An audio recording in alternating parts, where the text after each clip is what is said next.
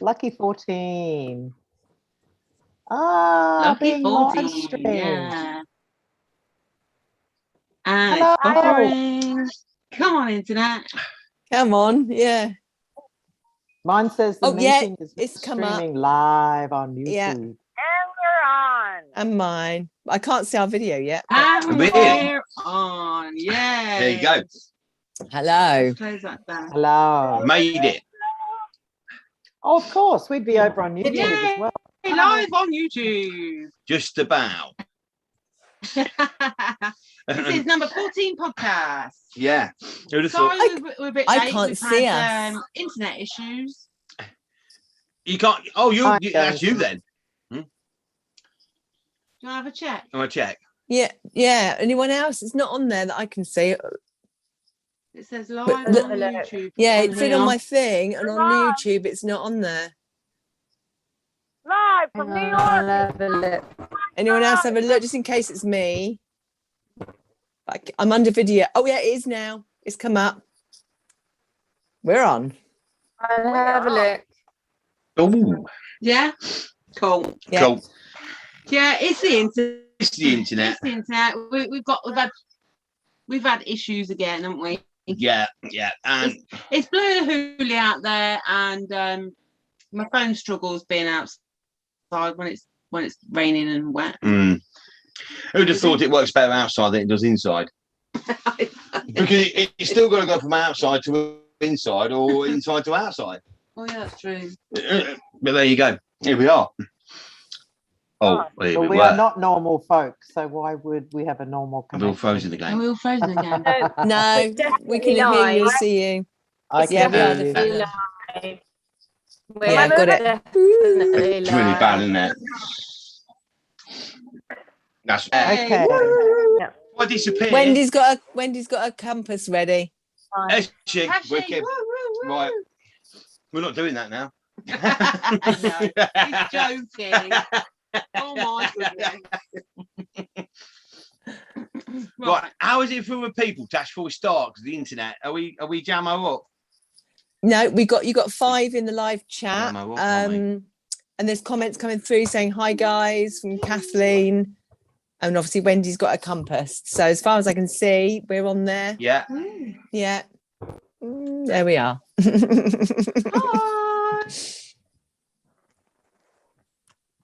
Hi, Yeah. everyone. Yeah.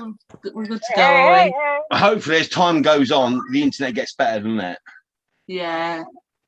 Big Maybe we time. should do these things late, a little bit later. What, like at 2 o'clock in the morning? Yeah, when everyone's asleep. When everybody's asleep. I've got it on here.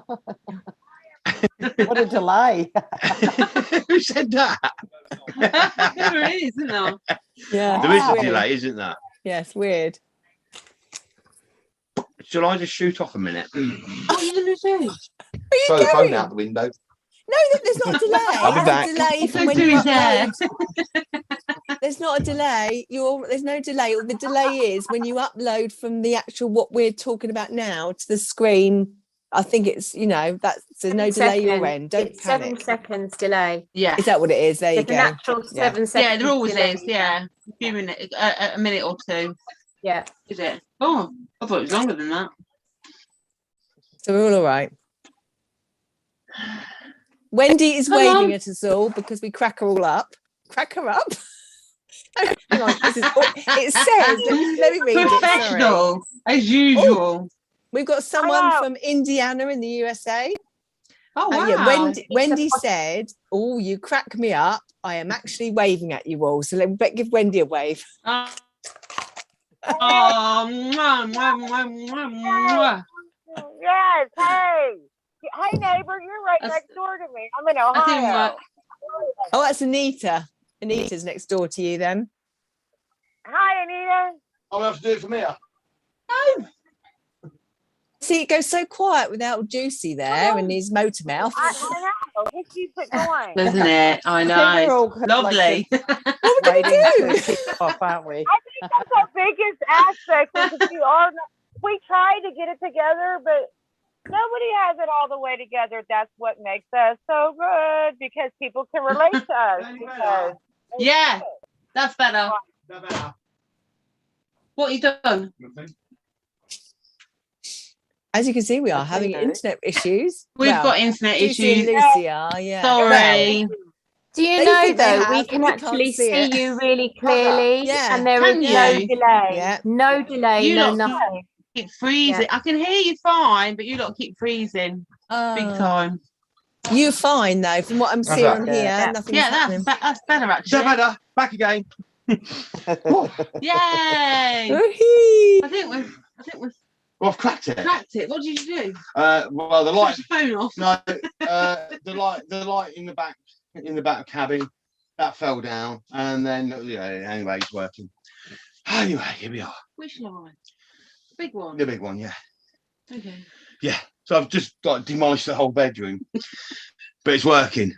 There you go. It's In the magic east wing of your boat. Let's not do a tour. Of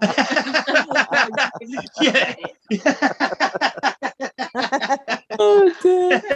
It's a tip ship. Tip shit. That was lucky, wasn't it? Look, we brought the phone in. Look at that now. I know it's chucking it down rain, isn't it? Absolutely launched Absolutely it down. launching it down. Wow.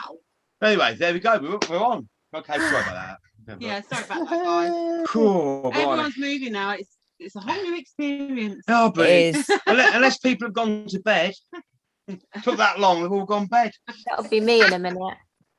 And You me, only know I'm when terrible. I people- go to bed early. I'm always leaving. I've got to go now, guys. Yeah. I'm just get 5 tired. past 9, that's my limit. You've got 3 minutes.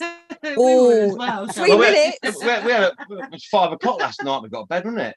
yeah, about 4:30 this morning. 4:30 this morning. We got to bed. We That's talked, not unusual talking. for you though, is it? Yeah, it's mad, isn't it? Well, there's a guy. John, we give him a shout out. He's probably listening in the boat next door. Hi, John. He came out. He came round and we started talking, and he's got similar sort of experiences to us. So Yeah, So we we had a good old- exchanging experiences. yeah, so I was telling him about how it is and stuff and like that, and that's when that all of a sudden I grasped it. We've got to turn the light off. I don't know if anybody's seen that, but it's like before we start. Talk about We was talking about the dark entity, the non-entity. the non-entity, and because he was talking, he was in a dream, and he used to go down in 5 stages in a dream, and like steps going way down, and he had to sort of work his way back up again.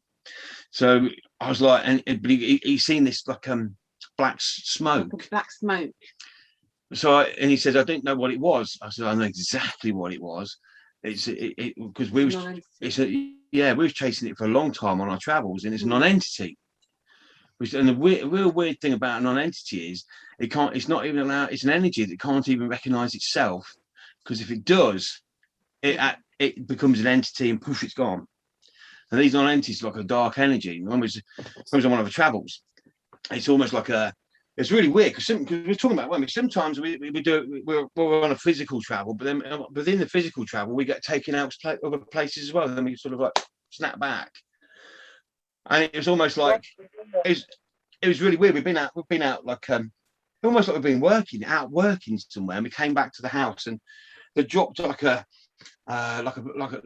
earth energy of earth, the whole thing, all the way down, and it went woof, all the way down. All the way down this tunnel. In the lounge, and they sort of dropped it and went shoo, And it landed at the bottom of the tunnel. it went bump, and I went, that never cleared, did it? Anyway, it transpired. It was there for 3.5 days, and then we noticed this black energy came out the floor, came up across, and then curled itself around some fairy lights that we had, and started to grow. It actually hooked onto a few of the fairy lights, and it was pulsing. It's pulsing and getting bigger. and growing, Like and that. growing, and growing, and growing, and growing. And all I remember is like looking in my head, I went, gotcha, didn't we? Mhm. So we grabbed it, and as I grabbed it, it was screaming like a banshee. It was a real like high pitched squeal, Horrible noise. and I held this like energy, and it went out through the patio and ran for the cloud, went up out towards the Yeah, clouds. trying to escape. So I coded it because I know what I had to do, and I coded it, and it went poof into like black ash everywhere. There's an energy, but and it was a real weird energy. Then all the energies around us was like coming in and shaking their hands, because they can take any form on they want, you know what I mean? So just coming shaking hands. So I knew it was something really, really, really big. Yeah. And then they showed they showed us on the telly what this black energy, this dark, this non-entity had been doing to planets, to people. It was quite horrific. So it's like we noticed it a while ago, especially when you're watching TV or on yourself. You've got like dark patches in your skin, and you made your skin look dark underneath or grey underneath. And what they said, look, this energy does, when if a parallel opens and a universe is in there, it sneaks in. And as it sneaks in, it smothers light. So it feeds on light. So it smothers the light, and it smothers the whole planet. And everybody on it. It grows and gets bigger and bigger and bigger and bigger. So it smothers everything, and it feeds off it. So of course, because obviously we've been shown this Earth had been dropped in front of us into the dark, and it took 3.5 days for everything to die on that sort of like the energy Earth copy of it, and then it had to come up. So then it had to leave that planet because there was nothing left to feed on, and it came up. And the only way it could go was up the tunnel into our lounge, and then it hooked itself onto fairy lights. Yeah, and they started to grow. It needs light to feed on. And I thought, I know it's almost like bubble. It's almost like we looked at each other at the same time, wasn't it? And once I clogged it, I got you, and I knew it was massive. And then since then, I mean, with our skins, this is probably about 4 years ago that happened, and since then our skin's been a lot better. I don't know if you lot notice your skin feels better. The circles around your eyes and stuff. Dark patches underneath your skin. Yeah. It used to absorb. Yeah, it used to absorb into the skin. And when we had the TV on, we could see it on people on TV, and you could see it was soaked in their skin. Like it was being shown to us on the telly what it actually does to people, and how it actually soaks into the people's skin, and how it affects them. Yeah, and it stops you thinking for yourself, because it thinks for you. Tells you what to think. Sounds Tells like a you what to say. Do you remember what to do? Do you remember the program Lost? Did anyone watch Lost? Yes, I watch it all the time. No. Oh, because they had a black cloud, wasn't it, Terry? There's a black cloud in that, and it was that. very strange. But yeah, that's what I'm imagining what you're seeing. The only thing lost was my time on that show. I'm telling you, the show Lost. It will tell you what's going on. It's like everything is on it. If you get a chance to get on Hulu, it's on there, and I think it might still be on Netflix. But the show Lost, it's like they mentioned the Looking Glass, which is I forget what that is. Oh, that's the future technology, isn't it? Yeah, they look into the future timeline. Yes, and they mentioned the BlackRock, which has to do with a company that is part of the New York Stock Exchange. Oh my God, everything they made, and then it has even the numbers. There's numbers on there, and I wonder the significance of the number is. I found out. Yes, shit, that's right. All kinds of things, and like if you watch it over and over again, you can pick it apart and find out things that you're like. Watch it over and over again. It was like a fucking book at time. You just watched and watched and watched and watched it. It was weird, really. What was that? Lost. It was called Lost. Yeah. Oh yeah, I used to work with a guy. He used to watch it. Our friend used to watch it, didn't he, Chris? Yeah, another mate. A guy I used to work with. He used to watch it, but he spent his whole time wherever he drove lost. He really did. Yeah, I think all you do wherever he went, you used to always get lost, which is a bit weird. It's just a waste of time. Same as like that weird Twin Peaks. Remember when that? I loved that. I absolutely loved it. I did. Crazy. Yeah, I'll tell you what. I've tried watching it since. Yeah. No, it's not good. No, I'll tell you what. At the time, I loved it, but I have tried watching it since. I couldn't either. If anybody wants to watch anything and support, in it, SV Delos, on YouTube. Yeah, there's a series. It's called SV Delos. Yeah, and it is awesome. Awesome. We love watching it, don't we? Yeah, it's two brothers. It's about a group of friends, and they start traveling around the world on a yacht, on a sailing yacht, and they've been doing it 11 years now. And they take crew on, and they take crew on, and then teach them how to dive, how to sail, and then you know, they're in the middle of the boat. And and then they're going across like the Indian Ocean and everything else. That's it. Honestly, they're wicked. Honestly, we're loving watching. Yeah, go back right to their first ever one. Yeah, so you can go right the way back to the first ever one, and there's about, I don't know, 300 episodes to watch. It's really good. But really enjoy it. Yeah, and you look, and they dive. They dive and do all their own filming and everything, don't they? Yeah, the way they do the whole thing it's just amazing. It's just, the thing is, it's a nice thing to watch. Get away from TV. Get away from soaps. It's nice music. There's no masks. There's no social distancing. It's just, it's brilliant. Okay, so they started 11 years ago. So if anyone's interested in following that, I don't think it's you can see it very well good. there. It's amazing. The first one, if you scroll down, it's the planning, and it started 11 years ago. So that's 11 years they've got to catch up on. Yeah. They're really good, and they're such lovely people as well, aren't they? It's nice to know that they travel all around the world and meet wicked people wherever they go. Yeah, they do. Wherever they go, they meet wicked people, and they're not. It's so lovely. It's the way life should be. And then because people follow them, they say my house is free for 2 weeks. If you're in there, move into my house and get some time off your boat. Wow. Get a hot shower or borrow the car. Or... It gives you faith in humanity, doesn't it? Again. Yeah, it does actually. Do you know what I mean? And it's nice to. We should be like that, like Star Trek. You know, we live to better ourselves. We don't need money. We do it to better ourselves. Yeah. Yeah, definitely. Yeah. Definitely. Yeah. But that's why we watch it, because it just gives you that faith in humanity around the world, that people are decent people. Because you don't see any of it anymore, do you? Not on normal TV. If you watch soaps and rubbish like that, it's just all doom and gloom, and it's just pushing the narrative all the time.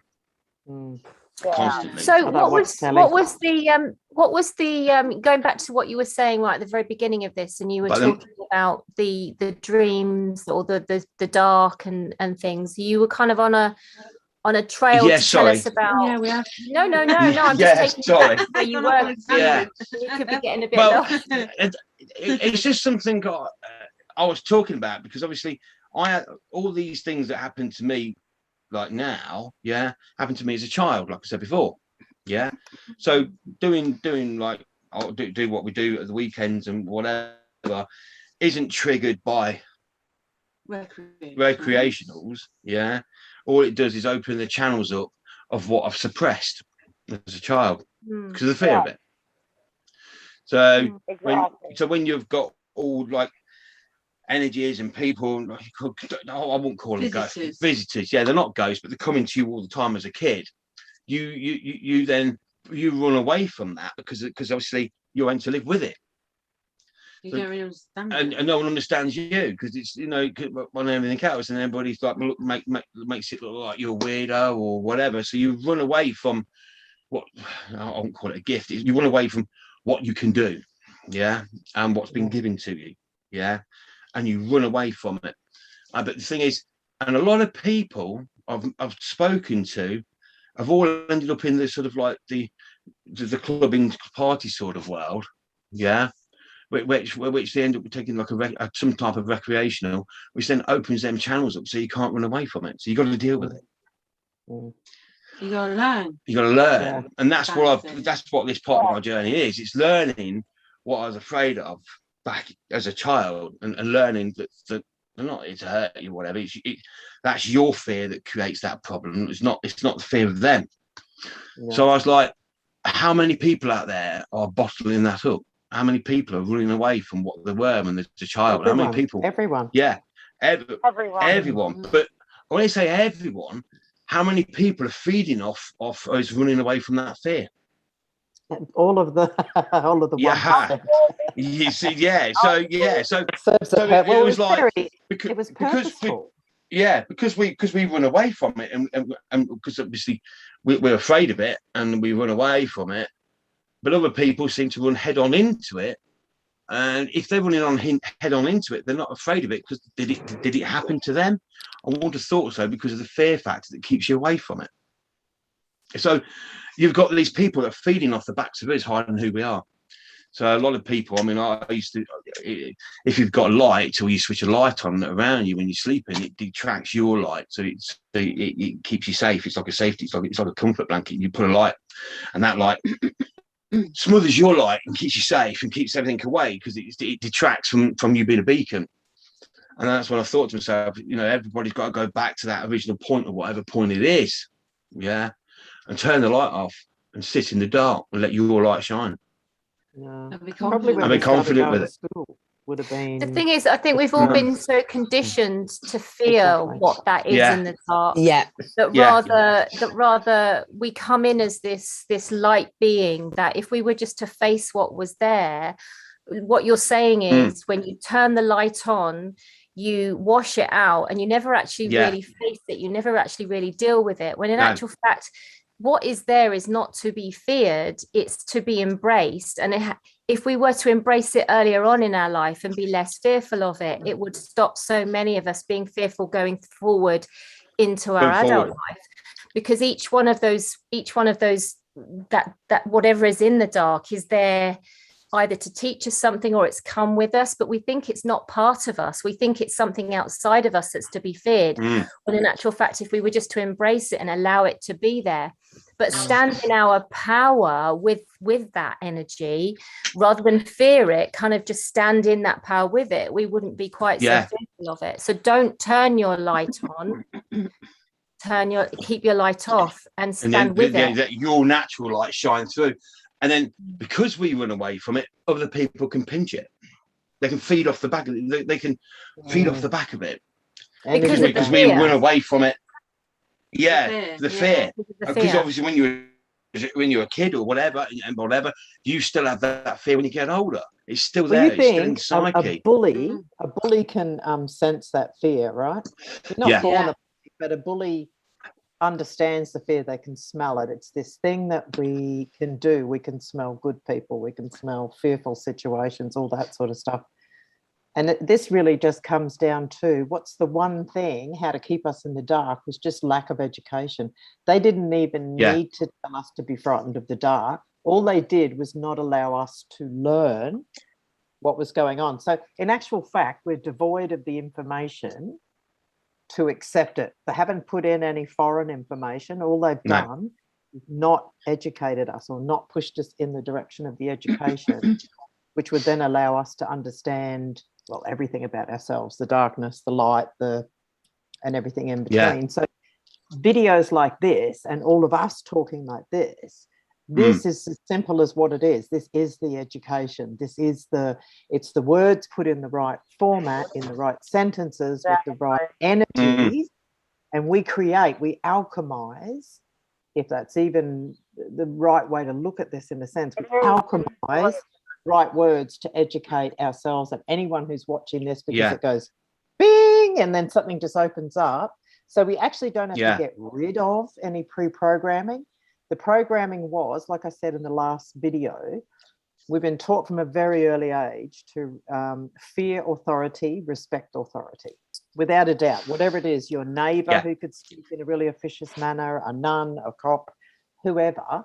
So all we did was we learnt they knew this would be a wonderful trigger. If they could just get us to be fearful of authority, then they could just jump in and stop your education on those levels simply by putting an authoritative figure or an authoritative idea, and that was enough to stop everybody. Then we halted the education ourselves, like you said, because of the fear.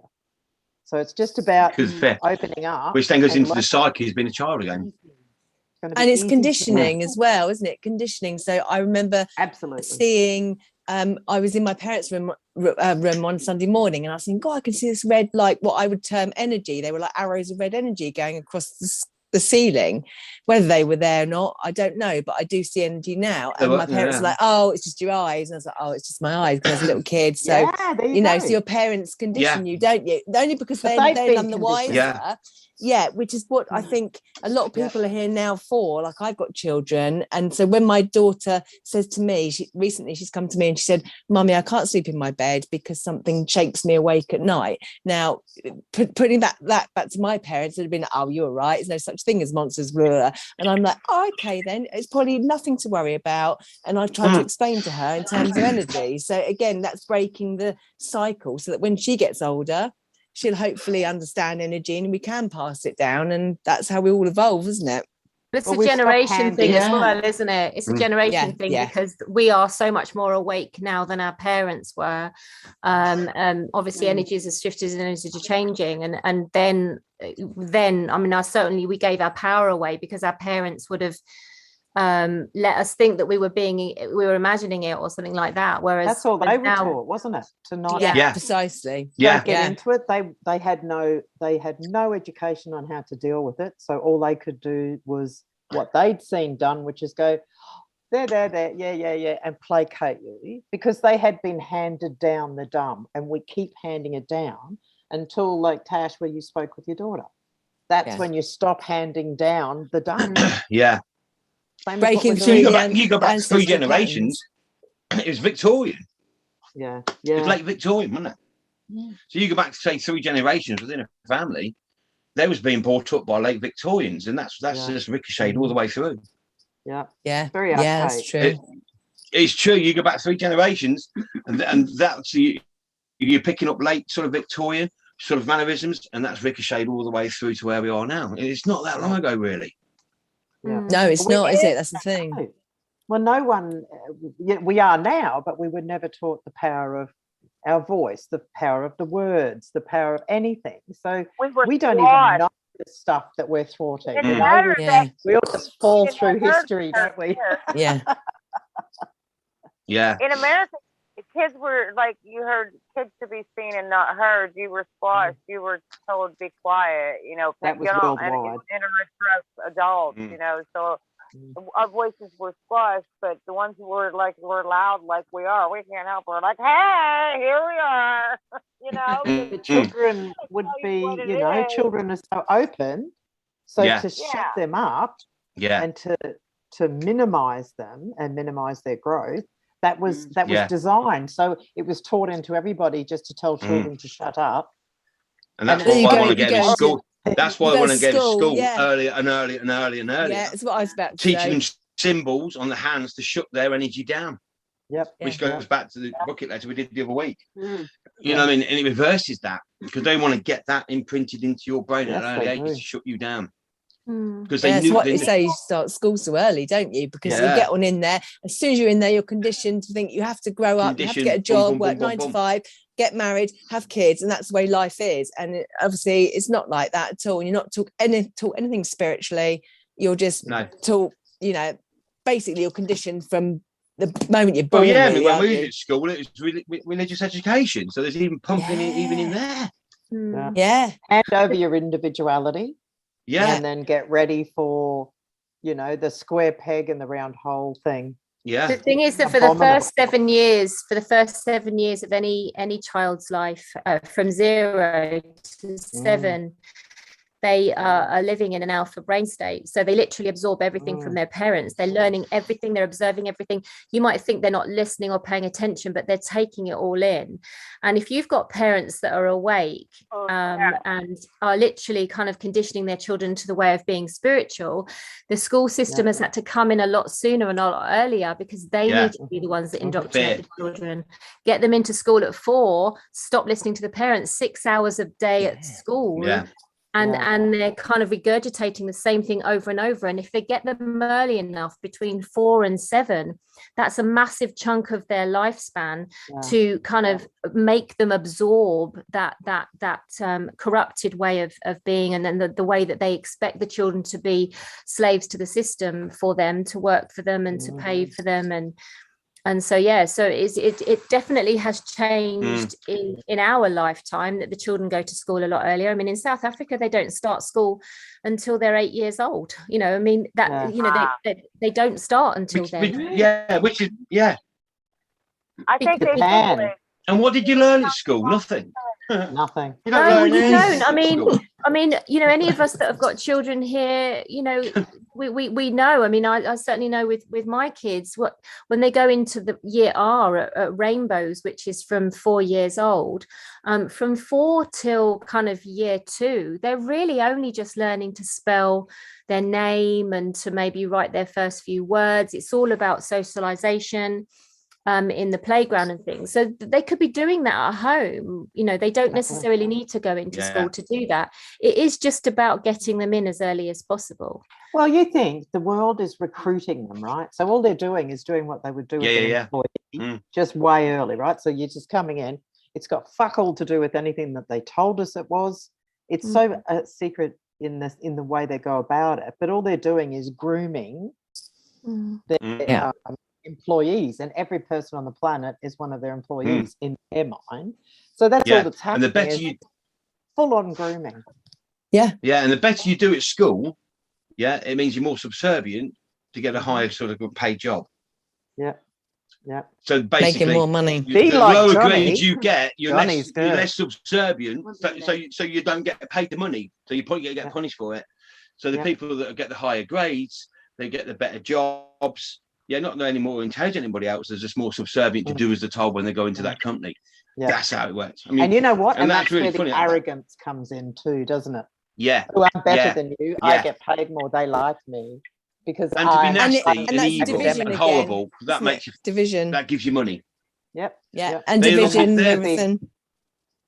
So Juicy, would you say then that because this has come up for you now these last few days this week, because obviously the stuff that you when you guys go off on your travels and you kind of go off and you experience, you always come back with these massive nuggets of information that are relevant to us at this time. So would you say that this dark thing, because it's kind of come to the forefront in the last week, would you say it's relevant to this time that we're in at the moment, because there's obviously so much darkness? The fact that it's come up now, is this a message for, anybody who's listening now who's obviously experiencing the dark? I would definitely say we were scared of the dark because of the non-entity. It's a dark mass. And that's huge at the moment, isn't it? The darkness is huge at the moment. And that's and our travel, honestly, it's the non-entity is gone, because it's been, by me mentioning the non-entity, I don't know if that's even a word, but that's what it was given to us. It was a non-entity. It's not. It's like a massive energy. It's horrible, and it can't even recognize itself, because if it does, it becomes an entity and it becomes a solid. So it has no purpose. So no purpose. Maybe it cancels itself out. So there's going to be a lot of people talking about it. So there's going to be a lot of people talking about. Sorry. Go on. No, I'm just because it's so fascinating what you're saying. I'm just thinking there's going to be a lot of people that are either listening to this now or listening to it at some point in the future that are going to listen to that, and they're going to resonate with what you're saying so much.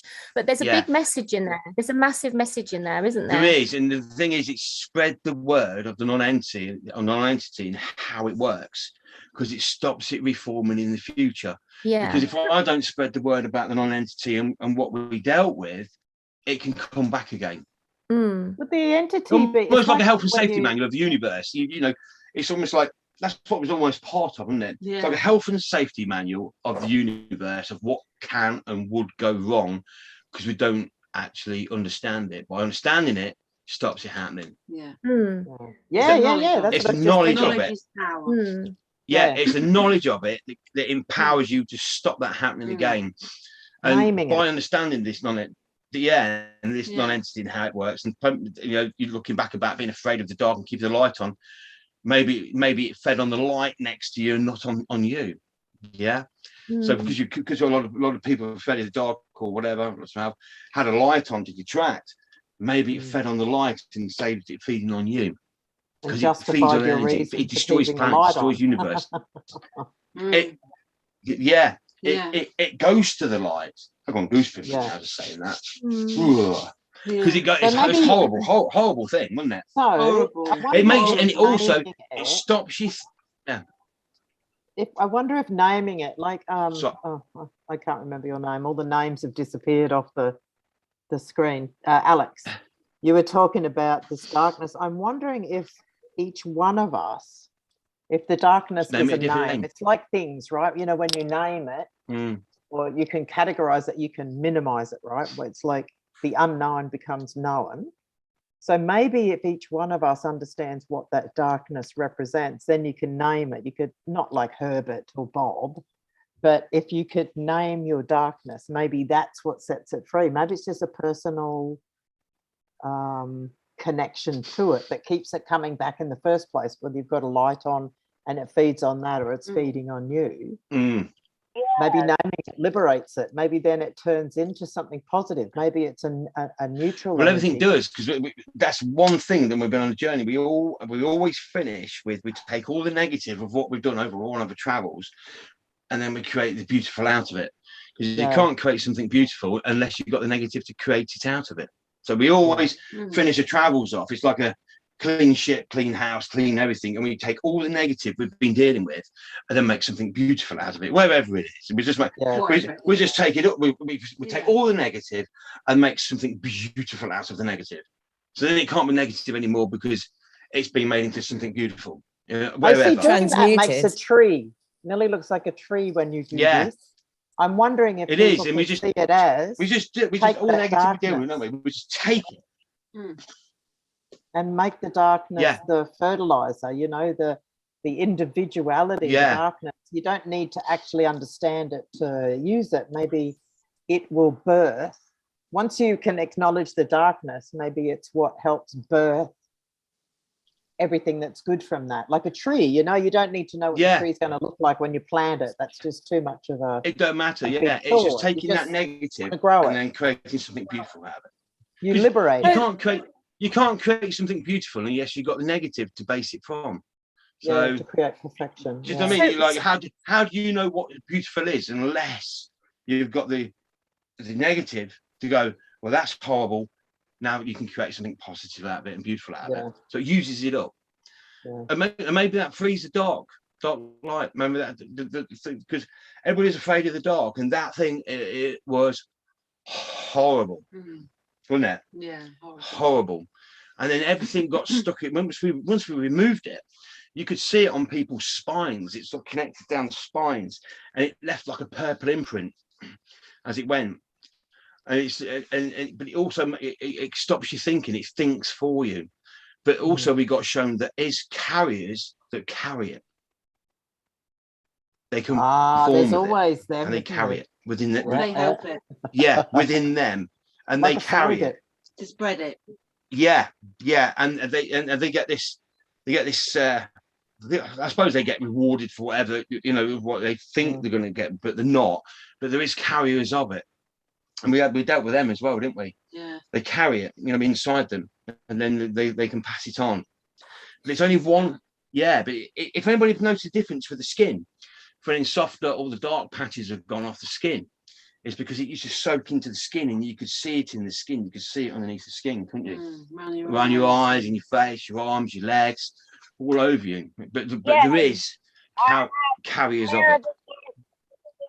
I had like they call it rosacea, or the butterfly mask. It was red here across my nose and brownish, everything. And it took at me like this. I do have powdered makeup, but not a lot on.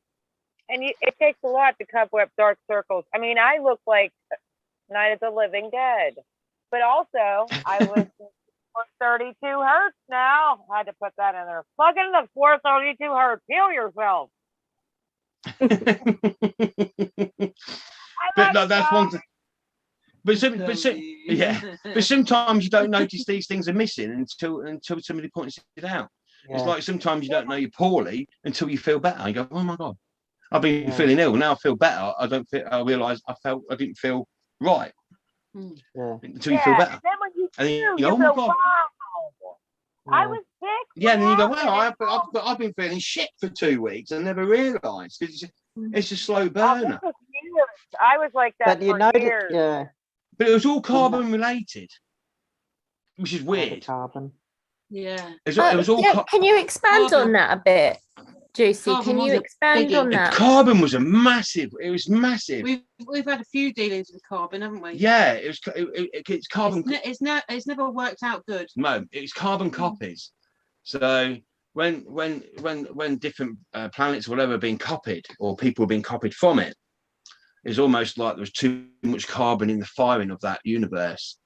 And then it's being copied into the next one, like a double copy. So you get that you got a single copy, and it clogs everything up, and then your double copy of that copy, and it starts clogging it up until everything starts clogging up. And then obviously it starts to go really solid. And as it starts to go really solid, and which is like probably the Earth we're standing on now, the energy doesn't come fluid anymore, because all the individual energies are all locked into this mess of carbon. So I don't know even if it really exists, but we swapped a lot of stuff over to a white carbon, which did the same thing, but without the solid format within it that carbon created. So is carbon, when you talk about carbon, because I know carbon is a huge thing at the moment, and we've got this whole thing in the juice group about carbon this and carbon that, and not using carbon. I mean, we all, anybody that's listening to this, anybody that's part of the world thinks that carbon's really good for them. And we've got these carbon charcoal filters and all of this stuff that's supposed to be carbon. Now, there's so much confusion over this. Now, you talk about carbon as if it's not necessarily a good thing, but yet we're taught that it is a good thing. So where's your stance on this? What would you say is that? Start with, if you're cooking a barbecue, you eat the meat, you don't let the charcoal, you don't leave the charcoal. So it's like the energies that we deal with, it's a carbon-based energy which makes things go solid. But carbon absorbs everything out of your body. So it doesn't just absorb it poison. Absorbs everything. It absorbs everything. So basically, like you said before, if people get poisoned themselves, go to the hospital, they have a carbon sort of drink that absorbs all the poisons out of your body. It strips everything else as well. It absorbs everything. It absorbs all minerals, vitamins, everything. It's not got a to-do list of what it can take and what it can't take. It will literally strip everything. And that's when we knew it was properly under attack, because it came from nowhere. Because obviously it strips quinine out of your body, and it strips a lot of all the good stuff as well. So it's like, and then people are taking it every day. So why do people feel so dirty all of a sudden? Why do they feel the need to cleanse themselves so much? I was going to say, this is a really important subject, because you've got so many people that are so fixated on this whole carbon thing within the juice group. And obviously there's going to be a lot of people that are listening to this from the juice group. And this seems like a really good time to kind of get your point across, so that people are listening to this, because there's some people saying, oh, they do take their carbon tablet. Should I not take it? And should I take my carbon filter out? Obviously, everyone can do what they want to do, and it's up to the individual. But from your perspective, knowing what you know, what would you say to anybody that's listening now that would really want to know about what your stance is on carbon? Because you've got experience of it. So what would you say? Yeah. We've also had experience on one of the journeys where these lovely energy guys had actually been attacked with carbon, hadn't they? They had. He got one, and it was actually really badly hurting their energy. Every dealing we've had with carbon has been a negative. Not good. And that's when we knew that carbon had to exist, because it's how you copy something. I'll copy a parallel, copy this. It's like a carbon copy or whatever. But then we started, or it was like a white carbon, which was coded to do the same thing, but coded not to block everything all up. And we used to swap loads of things over, because obviously we deal with these poor energy guys were in such a state. I've not seen them for a long time. They were the most beautiful energy guys. Clothes they wear and everything else is I'm like, they've got better clothes than what I've got. Honestly, they got the clothes they wear, and sort of like what the horses have, like an energy arm all over. I don't know who had attacked them or what had happened. They got trapped somewhere, but they were literally almost. Their colours were almost gone. Well, usually they're quite like a fluorescent glow stick sort of colours, aren't they? Like a pastel fluorescence colours, and I went, what's wrong? What's happened to you? It was and apparently they'd been working somewhere on a different planet or somewhere, and they got trapped in there and attacked with this carbon energy, which gets into them, blocks them all up, makes them more solid. So it just drained it basically fucked them up. And they managed to get back to me, and I swapped a lot of their energy over to. And we hadn't seen them for ages, and they came back in such a state. And I managed to swap their energies over and changed it around, and then. Now they are shining like a beacon now, aren't they? Their energies and a lot of, because they plus all the good that quinine does to a person, and that's any person on all levels that we've seen since having this group. The goodness that quinine is doing, it almost seems like that is the anti-goodness. It's kryptonite because it completely stops it from working. It just strips it. So it is like you're doing your juice in the morning, you put it in the good in, and then you're having one of them, and it's instantly stripping all of that out, and then done. So waste of time. So you might as well not bother. It was like years ago, people used to have carbon filters above the hobs, didn't they, to catch all the fat and grease and dirt and everything else and smells. So if you think of it like that, so people used to have a carbon extract hoods. And it had carbon filters inside it. It's only charcoal. It's like carbon is charcoal. That's all it is. It's just wood that's been smoked and not burnt. Basically, that's what it is. To get the gases out of it. And then basically, that charcoal filter used to take all the smells out of all your cooking and then cleanse the air, and then job done. So you can see what it's doing. If you're taking it, it's taking the fats, the smells, the nutrients, it's stripping the whole lot and locking itself in. Then obviously you're passing that through and passing it out. So I just wonder, is that why people are losing their loss of taste and their loss of smell because of it? I mean, I don't know. Well, I was just about to say it's a new fad, and who created it? This is exactly it, and this is where I was going to go with this, because actually. Because they've got out them like charcoal toothbrushes and like charcoal paste and charcoal crackers and all this stuff. So is it a way of kind of tricking people into taking it to actually destroy their immunity rather than actually do the right thing? That's what I've said to people, that like the last two fads, crazes that have been. Is the kale and green tea, and they're both full of fluoride. Yeah, because when they water the plant, so who created those two trends? Is that how they do it? That yes, with the tea, they water the fields of the tea and the vegetables with fluoridated water. But the reason I was saying I was going to ask about the charcoal was because also it's the same with and I'm going to be very careful what words I use here, because obviously we don't want to get you banned in any way. But the graph stuff that's in the when you talk about I don't know what word to it's the same thing. It's like in a pencil they used to use lead, but now they use graphite. So when you if you were to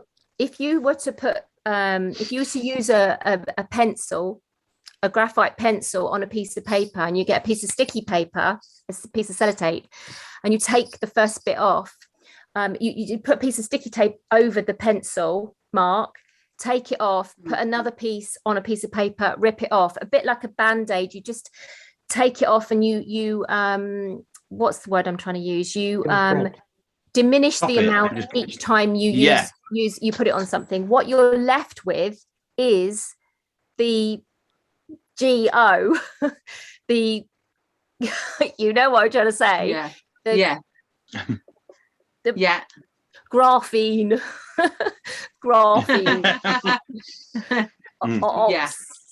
thing. What you're left with is that, and so it's basically watered down is what I'm trying to say. It's a watered down what they're trying to do is tell you that it's okay for you, when in actual fact it's really not very good for you at all. And the carbon that we're talking about with the filters and stuff is just another way of trying to get the bad stuff into your body by telling you that it's actually quite good for you.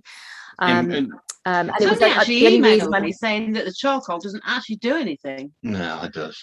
Yeah, it's like propylene glycol as well, which is basically a form of antifreeze. That's all in your food, and they use it. Yeah, you've been talking about this for ages. We've been doing that for a long time. Yeah, and we won't go into why, but they use it in moisturizers and a lot of all your tablets because it's an accelerator. Yeah. So as soon as it's a penetration enhancer. 26 seconds, it's in your blood supply, hitting your skin. From sun creams, moisturizers, anti-age cream, and also the antibacterial, all these hand wash stuff. It's in that full of it, and opens your pores up, and and there's only, I forget how much is, you'll probably know. There's only so much that was said to be okay to have per day. We'll find it and put it up, but it's a very, very tiny amount of what you allow per day. They said, the maximum daily amount it's tiny. Yeah, it's tiny. Yeah. Then we worked it out in a loaf of bread. I think in a loaf of bread, there's nearly a gram in a loaf of bread. Wow. And it was only 0.0 something like that of a gram. Of a gram. Yeah. 0.04 of a gram or something. It's a deemed safe per day. Per day, yeah. And it worked out, I think there's 0.8 of a gram or something like that in a loaf of bread. So, but because they hide it in all the food and drink, you can't tell how much you've had in a day anyway. No, because they can change the name of it, because it's not classed as a nutrient. They just changed the name of it to put on what into. It's a big long list of all different names. Yeah. Depending on what they use it want to use it for, but it's all the same, and it's an accelerator, and it's basically liquid plastic, and they also cellophane, I think, is more or less made out of the stuff. You wrap your sandwiches. Cling film, cellophane. So when you make your sandwiches, and then you wrap them, it absorbs out of that into the sandwich, into your food, and into you. That's how aggressive it is. Yeah, I don't use that anymore. No. I've got these. They even found it covers. in bottled water, didn't they? They found it in bottle. They found it in bottled water, but they didn't know where it came from. But then what they realised was it was coming from the lid. It was a different type of plastic. Ah. So you can see that that lid, that plastic, is propylene glycol, and we're consuming it on a daily basis. But there's no way of measuring how much you're having. Wow.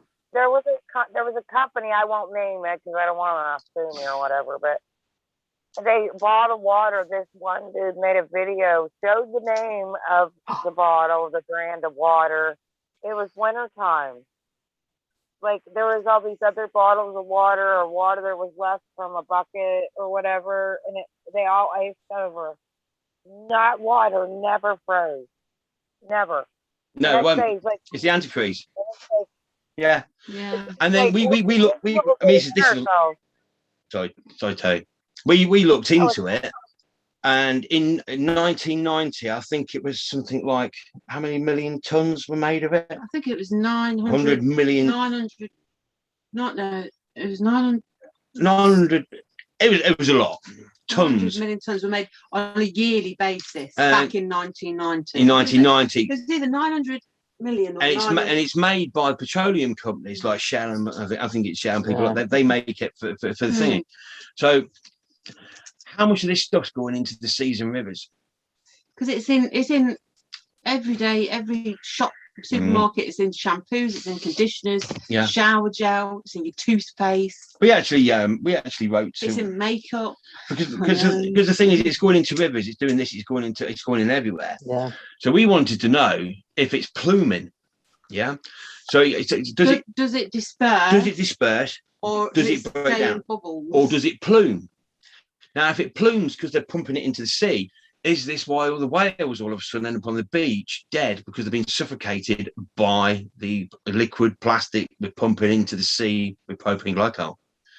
So we was really interested to try and find out, because the fact of all these whales and all these deaths of everything in the sea, there's just wash of dolphins and everything else? Is it because they swim in, they're swimming in plumes of liquid plastic, which is propylene glycol, which is uncontrolled, and it's invisible, suffocating them, and they're dying? Yeah. So, and isn't it, we wanted to know. The radar. It fucks up their ability to know where they're going. Yeah, suffocates them. Yeah. If you, because it's a liquid plastic. Yeah, if you put it in water, it takes the oxygen out of the water. Suffocate it. They also use it in water and at high doses. They use it for like solar panels and stuff, because it once you add it into the water, it takes the oxygen out of the water, so you don't create rust water and and it doesn't expand either. There's no expansion because there's no oxygen in the water. So they use it a lot on the plumbing sort of thing, and they use it for solar panels and everything. But it's all being poured into the seas. It's being poured into everywhere.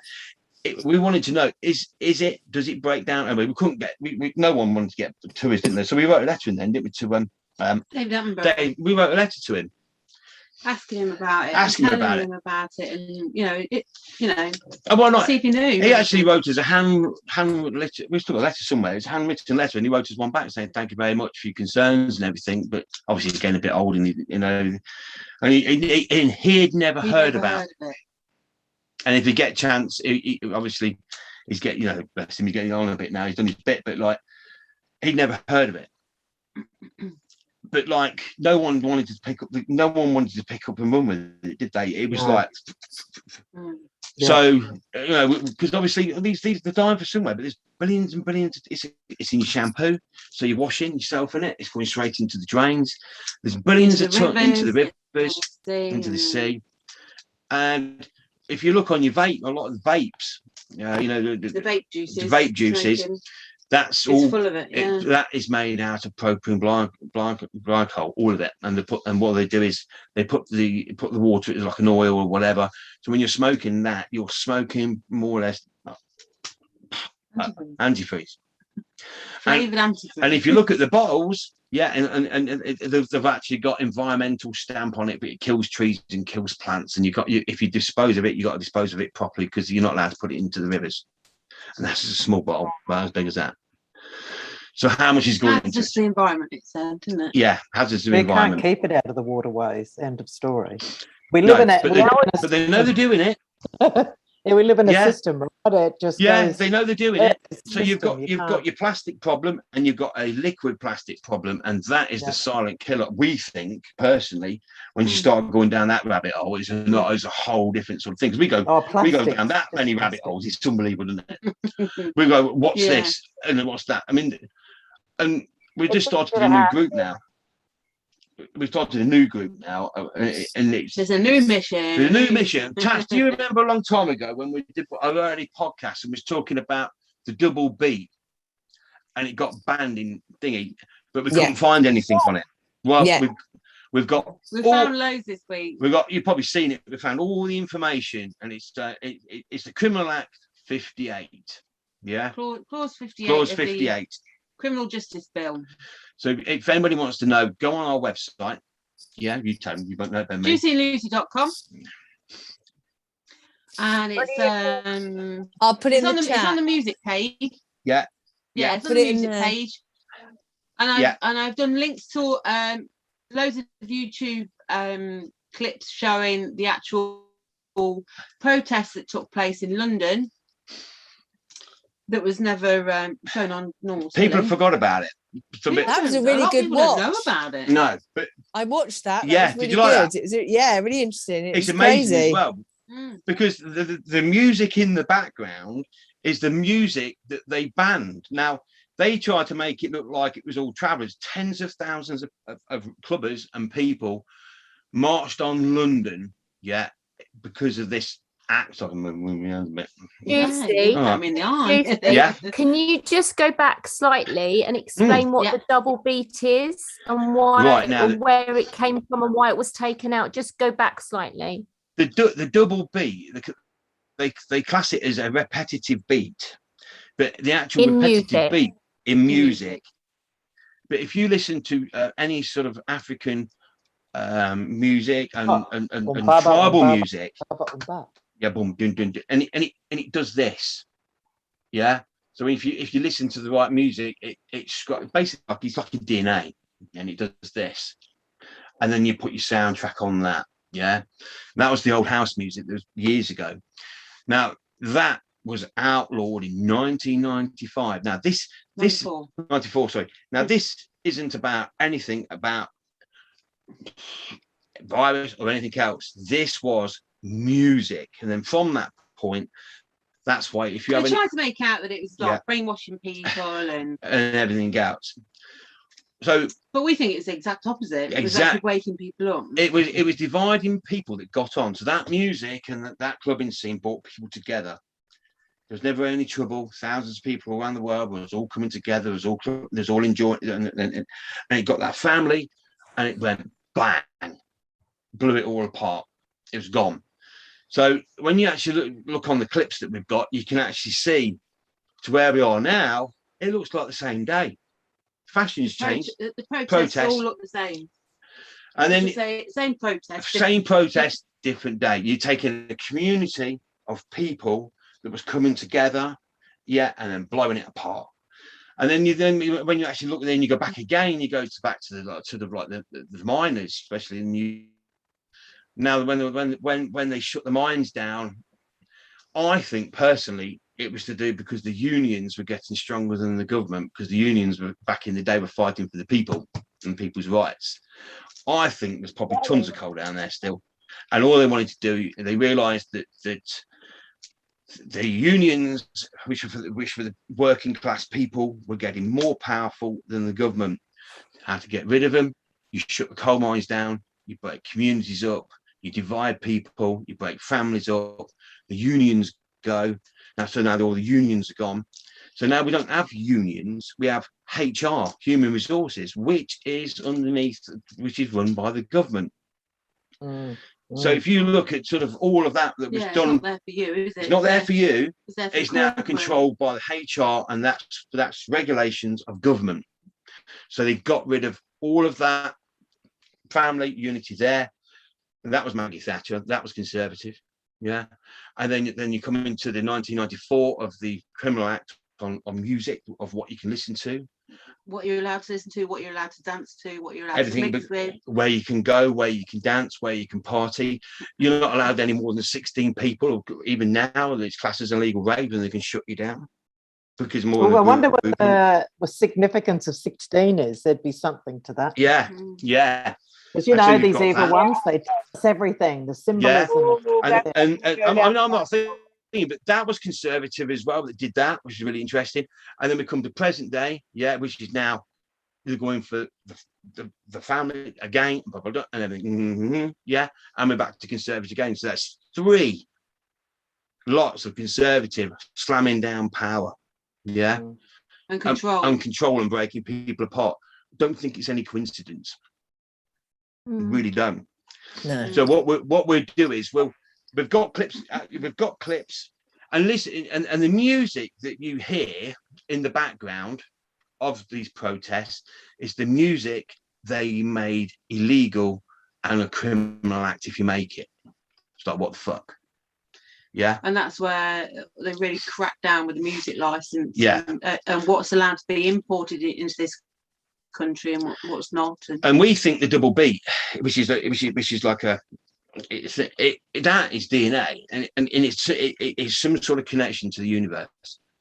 And we've also put some samples on there. I don't know if you listen to the samples I put on, because we knew that there was something missing.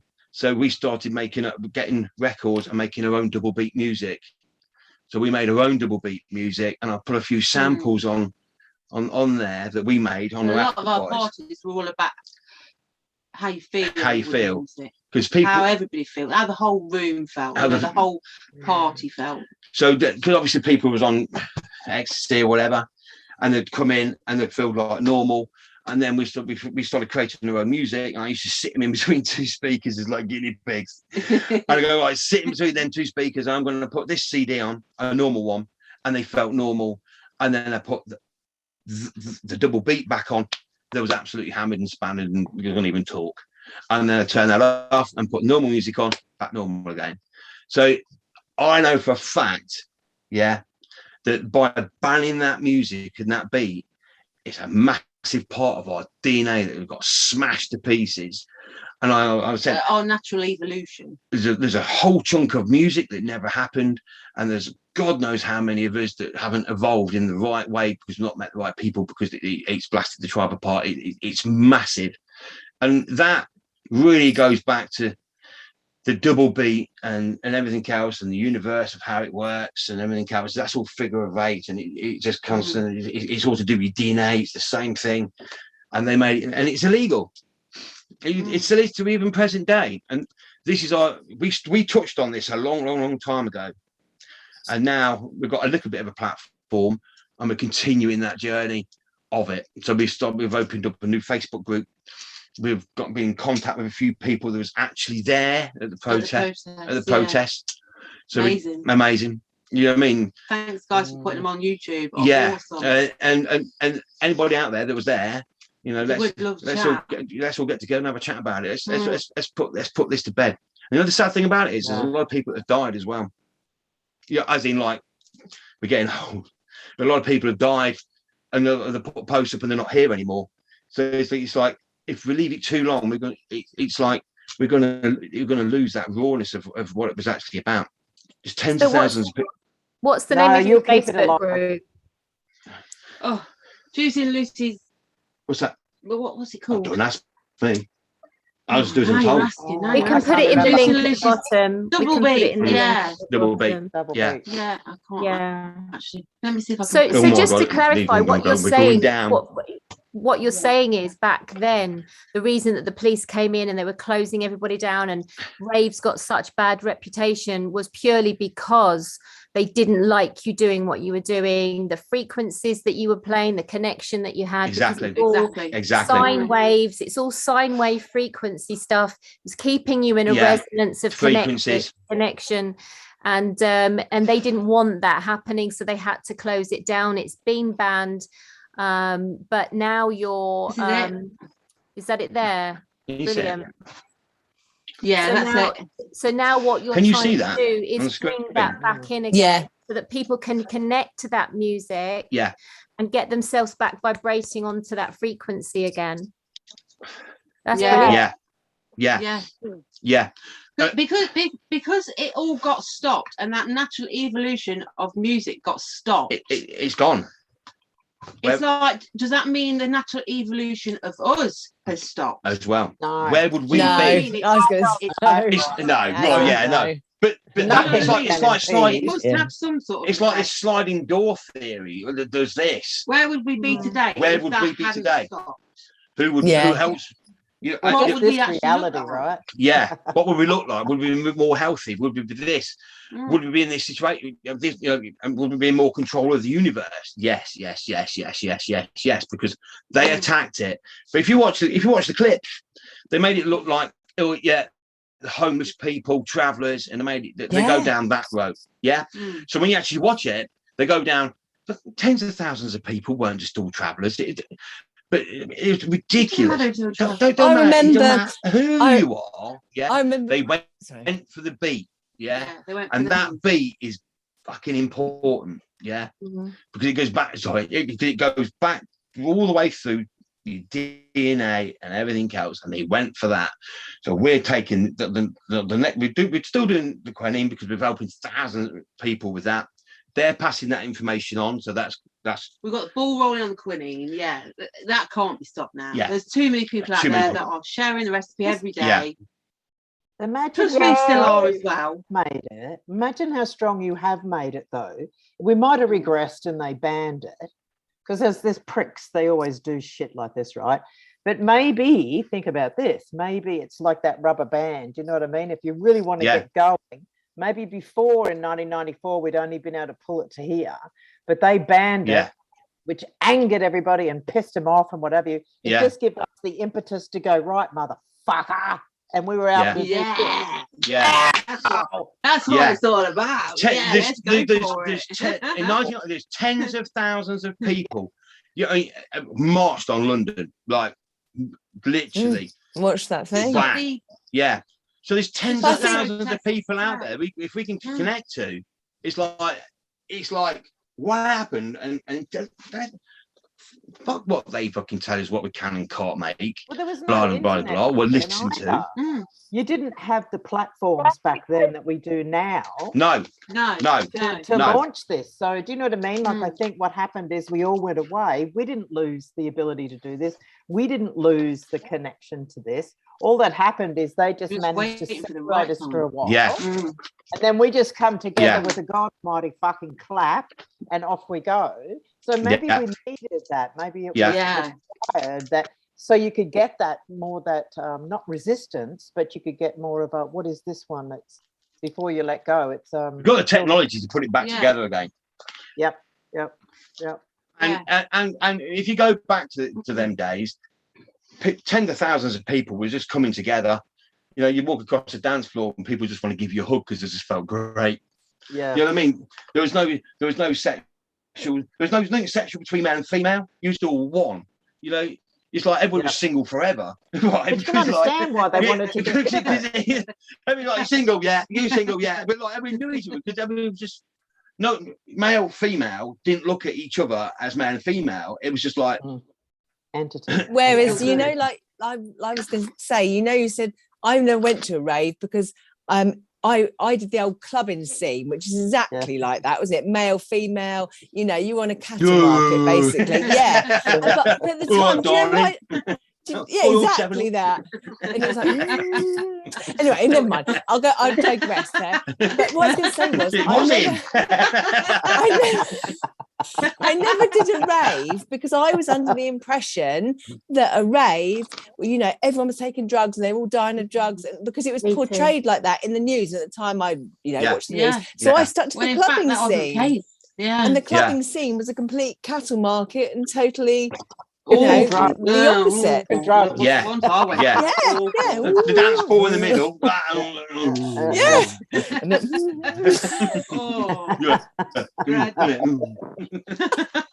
It was though awful. But you go down the road a bit to the right club and it was like, and you know what I mean? I did bloody love dancing though. There used to be like 5,000 people at a club and 2 policemen outside because they always knew there was never going to be any trouble. And then you got the cow market where you had the old riot vans, police, thousands of them, dogs, all lined up outside waiting for it to kick off. But you see, that's where it always the did. Make it always the money. did, didn't it? Yeah, well, you know, it was like they knew full well there's going to be no trouble down this end, so there's no this. In the corporate system. Resistance. But the feed and beer, blah blah, they're all going to come out, they're all going to start fighting, then you get arrested, then you got your fines, civil, so that was a money making spin for the corporate, so they get all the way around there, and because the police are there as well, you just got this tension up, and then we go, well, so on an average weekend, how many thousands of pounds would they take in a city? Because of the alcohol and because of the trouble they're going to take. Because that's basically, money's one thing. Power and control is much more their gig than money. They could print their own fucking money, right? The whole idea, if you're trying to control a planet and you want to be the big boss and you want to be the best bully ever, it's always about power. It's always about don't let people be happy. I'm making people ill. Free. So that's it. That's all it was about. Alcohol was just much more corruptive.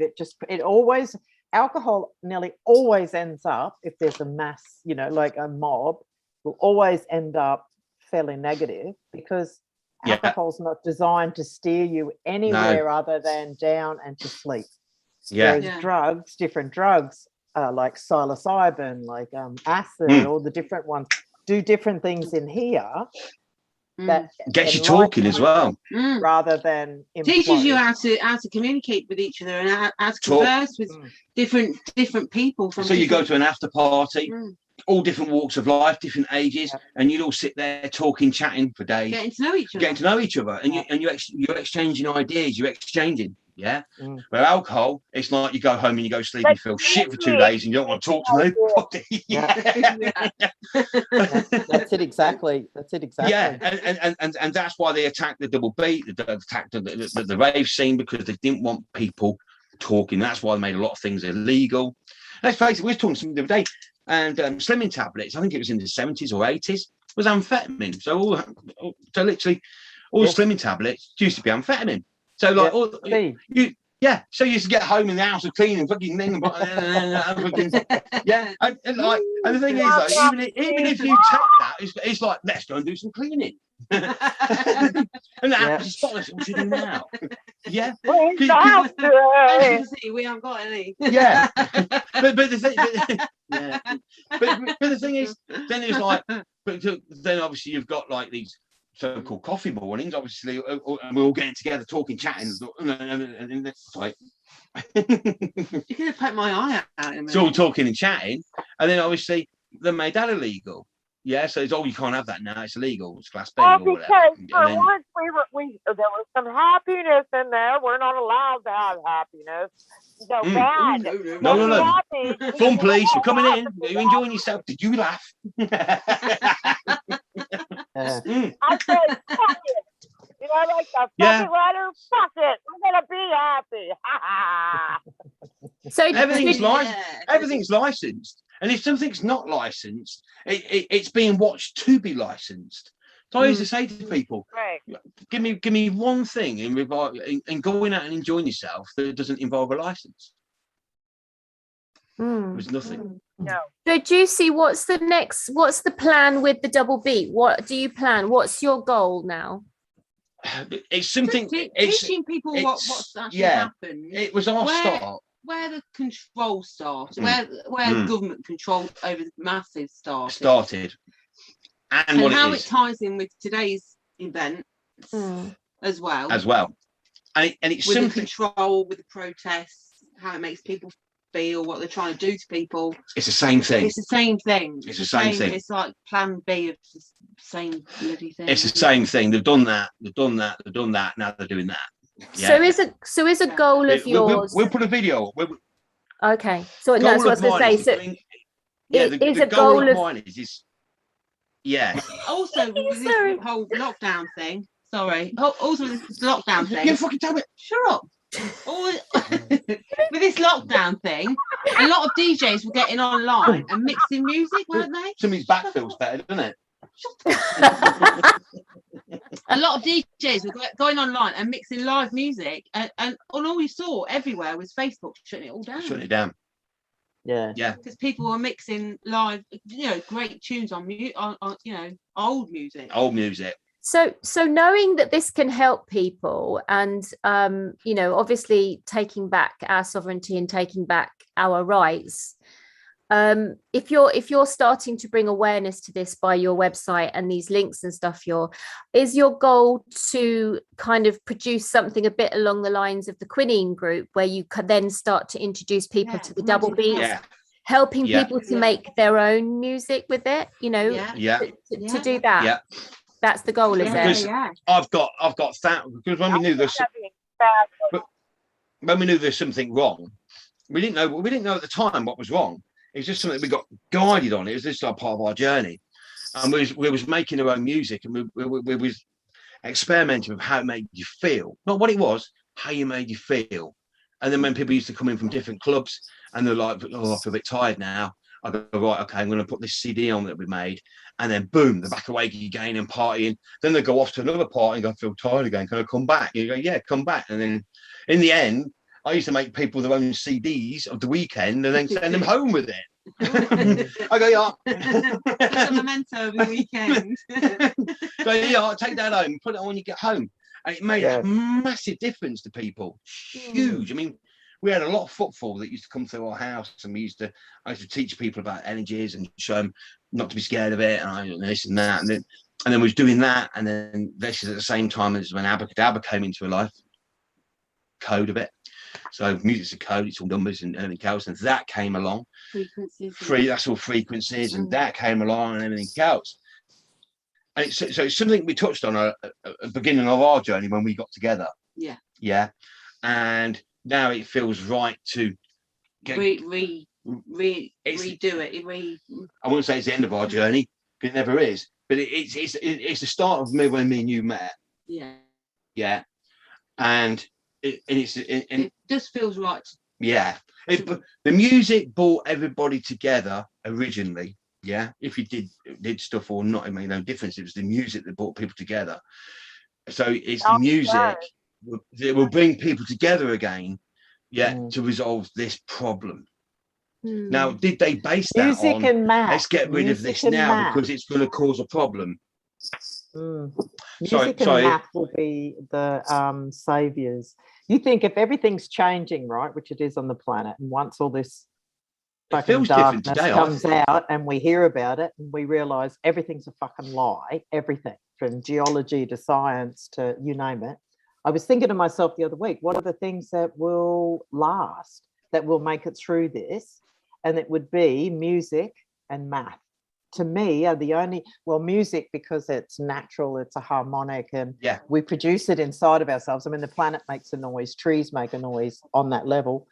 And math, I think numbers are the one thing that will stay as well, because they too intertwine with, you know, well, the Fibonacci, I think, you know, the Fibonacci sequence, money and numbers. So I think this is where music's one thing, like the fact they change from 432 megahertz. No, 440 to 432. It was 432. They went to 440, which is the corruptive. Oh, yeah. And then, yeah. And I think it's the G, isn't it? The note, the G. I remember reading something about that as well. But so what they're going to do is they will always, you look at the music industry in America, a lot of the big ones like Sony and that own prisons, right? This is big, right? They knew that they were going to fill the prison system up. You go and find out who privately owns the prisons in the US and you'll be floored. And then they brought in the introduction of the shit music with all the, you know, the rappers and stuff like that. I mean, you look at all the lyrics, you look at all the tempo, you look at all that. And it was all, to promote disinformation, disconnection isolation, from each gangs. other, isolation, that make everything that's corruptive for a human, like things that are anti-everything, like we bond as humans and we love and we care and we're gentle. So they do the opposite of that, which is repel and push and violence, so that you could fill those prisons up so that you could make money. So you see that music can be corrupted on such a fucking vast level that it's really incomprehensible to people to go, no. Remember in the last video, they started out with rap. They started out with good lyrics. Very fun, and it's the beat, and it's you know, you're like want to get up, and you want to dance, and then let's bust a cap and a hoe. It's like, well, that's degrading to women for one, and that's promoting violence, but that's okay. It's all right, promote the violence, but then you wonder why kids are doing stupid things, you know, like at the schools, which I don't think they are. I think it's whatever. Well, it's a reflection of the times. They're only doing what they're taught. So people go, oh, the kids nowadays, it's like they're doing what they're fucking taught. We did what we were taught. Right. That's how it is. But now we're breaking out. Well, the band Tom and Jerry, because it's too violent. Yeah. And then put Power Rangers on where they kick the fuck out of each other. So it's like, I know. It's a bit weird, isn't it? Like, really? You can have violence, but not if it's in a funny manner. It's too violent. It's too violent. They put Power Rangers on, they kick the fuck out of each other. It's like, no, I ain't feeling that. No. Yeah. Henry's Cat. If anyone wants to watch an old videos, I know, Henry's I'm Cat. there. Yeah, Henry's Cat. Oh my God. Yeah, right.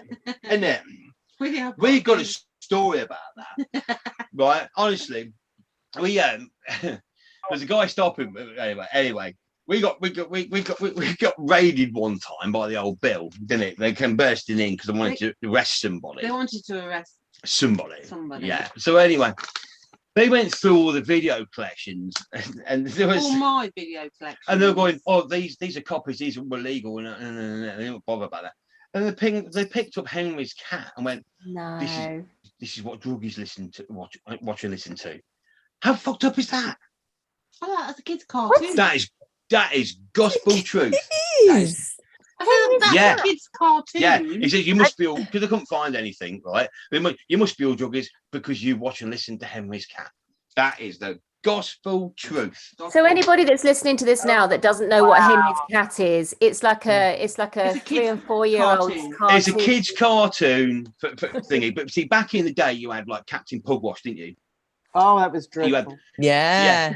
Well, Semen Stains. Semen Stains. Yeah. Master Bates. Like Master Bates and all of that.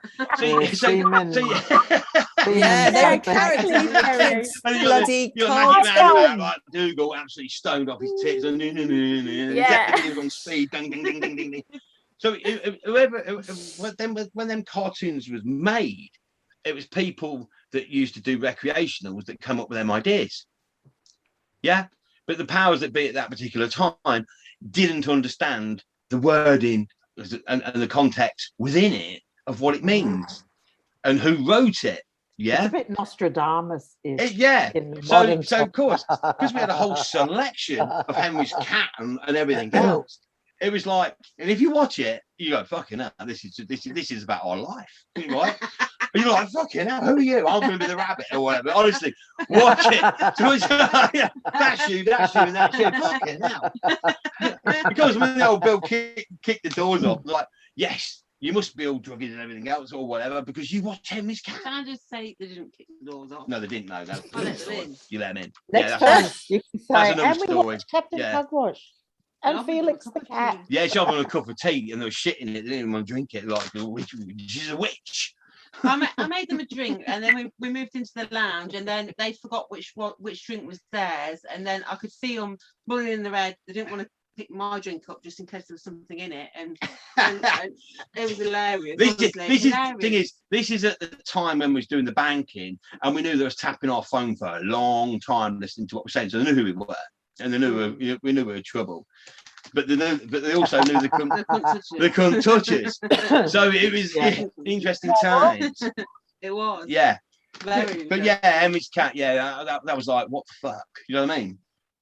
Henry's Cat. Oh my yeah, God. That's it. Henry's Cat. It was just 2D animation. It was so simple. And they're doing fairy tales, fucked up fairy tales. Yeah. And all the fairy tales merge into each other. And they're like, well, where are we now? And it's like, and then it goes, meanwhile, and then it goes into another fairy tale. I'm going to have to look this up. Honestly. It's brilliant. It is brilliant. The best watch you'll have all weekend. Henry's Cat. Yeah. Henry's Cat. There's so many messages in that. It's unbelievable. I'm going to have to. So I got accused of taking drugs because I got Henry's Cat DVD in my house. She even said to him, didn't you? Are you kidding me? Who's that, Juicy? Cartoon. Yeah, that's Captain Pugwash. Yeah. Master Stains. Yeah. Master Stains. That's different to the Captain Pugwash we had, which was that still picture, but the mouth moved. Oh no! The original one just moved, didn't it? I can't remember. It's just a long time ago. It was fucking awful. But it was back in like the 60s. Yeah. Probably mid-60s. Captain Pugwash. That's him, and the bottom of his mouth used to move. That's it. That's it. Yeah. Nothing like making cheap cartoons, right?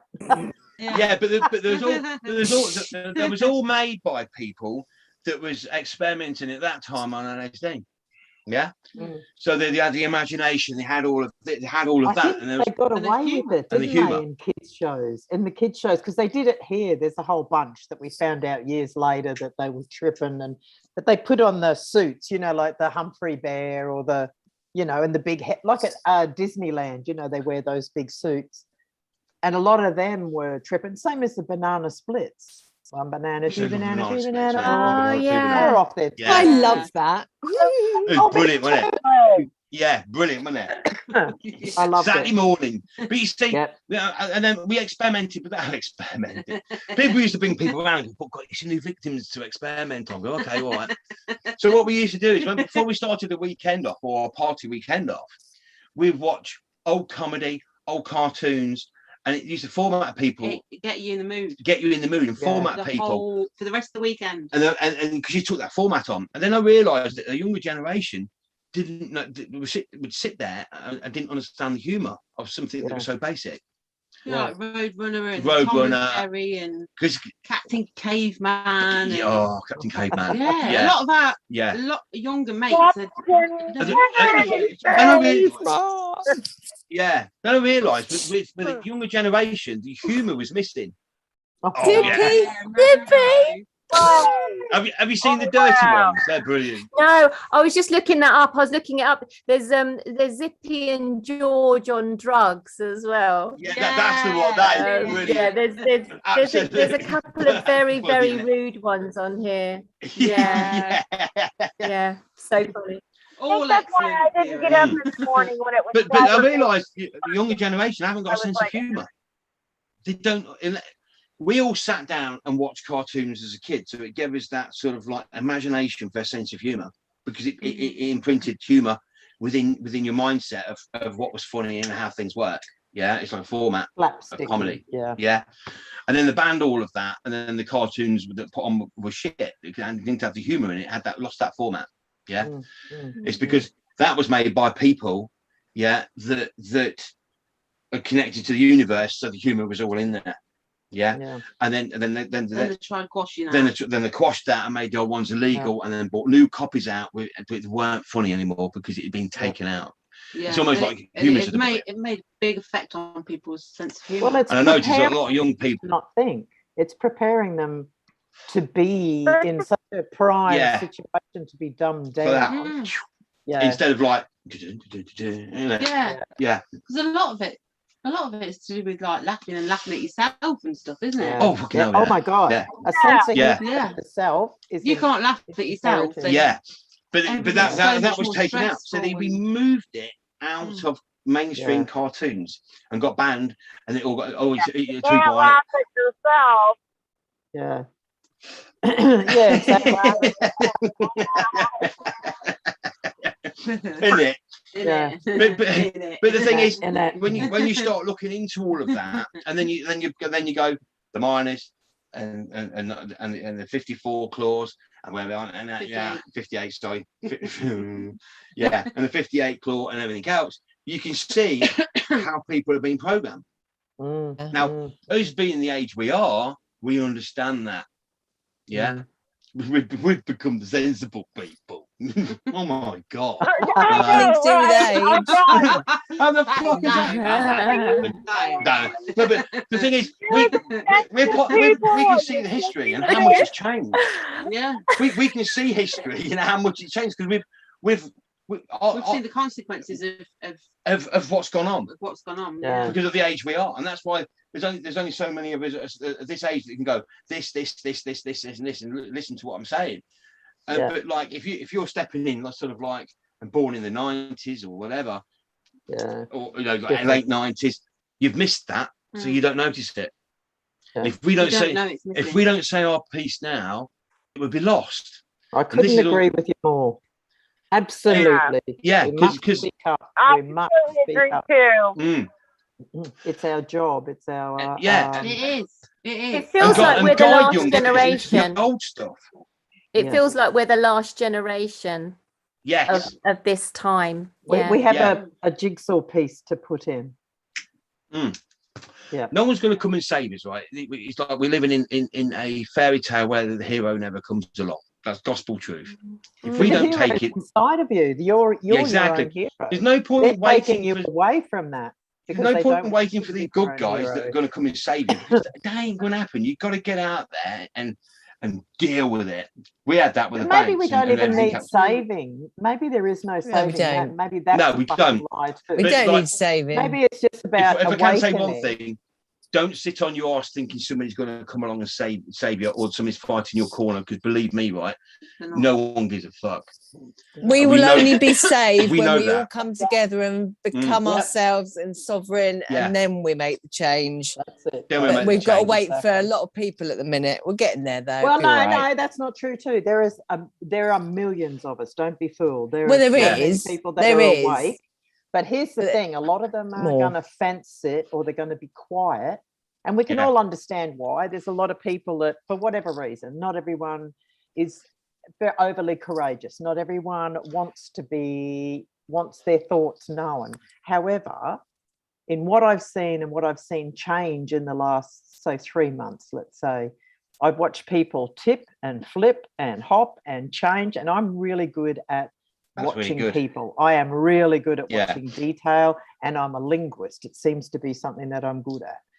And people have changed en masse, not necessarily where they've all jumped off the fence and decided to take a side, but I can tell you on a harmonic level, on the vibration that makes us really unique, whether it's a soul vibration or a harmony, I don't know, has just been going, ooh, and it just keeps going. Yeah. So I know there's more of us that are awake than asleep right now.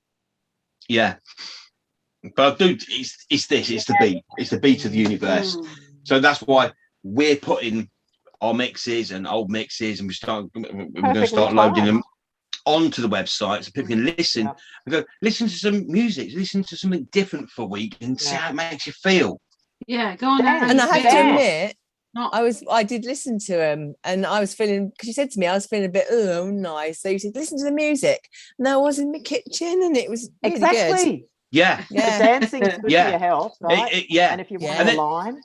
But if you listen to Radio 1, you feel like that. Yeah. Yeah. Right. Because they're only licensed to play certain music. If they're only licensed to play certain music, shit, basically. Yeah. And the thing is, what's in that beat that's making you feel shit? Yeah. If there's a good beat, there's also a fucking bad one as well. Yeah. So at the end of the day, all I know is it's classed as a repetitive beat, or it does this, So we should take that and use it against them and say your nauseous babble is a, what did you say, a repetitive beat, and I'm sick of fucking hearing it.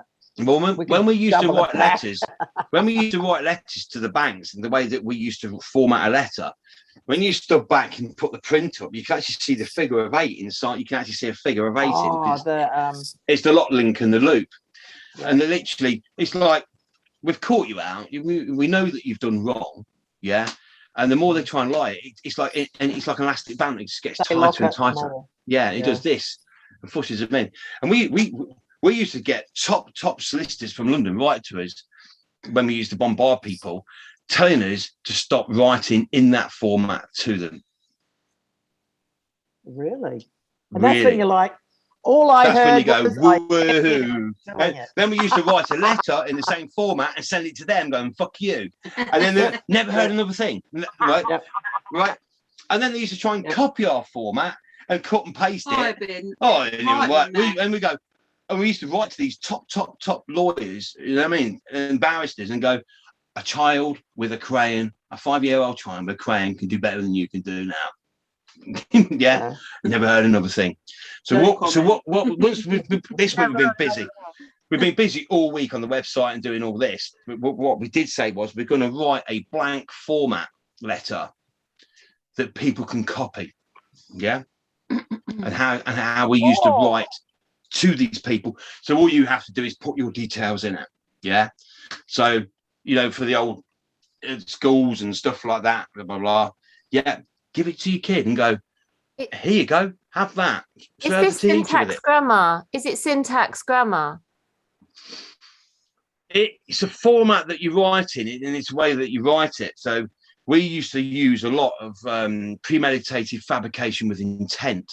We invented that word, and we've used it in all the courts. And once they've seen that, they knew it was us. So premeditated means that they're up to something. Yeah, means they've thought about it. They've thought about it. Yeah. So when we used to get that premeditated fabrication intent, we'd look at the letter they sent, and then we used to write down what they've done and why, and then write down premeditated, and then we used to write down what they did or what they was going for. The fabrication was all the paperwork that we had. We used to clip to it, and the intent is of the premeditation in the first place, and lock the letter back together again so it fits like a link in the loop. So it's a figure of 8. So we used to go, ta-da, have that. And they can't get out of it. Honestly, they are stuff. So we used to use words like the premeditated fabrication with intent. And then we used to use a word, I don't know if it's a word or not, by reason of. So by reason of this, and this, and this, and this, and this, you're doing this. And they knew it was one of our letters, and they used to screw them over. They must have hated you. Absolutely. Oh my God. Yeah. Because we used to take the piss out of them as well at the same time. It wasn't just attacking; it was pure ripping them to shreds. I mean, and when you used to write the letter and hold the letter up, it was like you could see the figure of 8 in actually how the tippy tappy come out. You could actually see a figure of 8 in it. And when you read it, it's like ding, ding, ding, ding. It's like the whole word ding. So it's like ding and have that, and ding and have that, and ding and have that, and it's like and have that, and ding.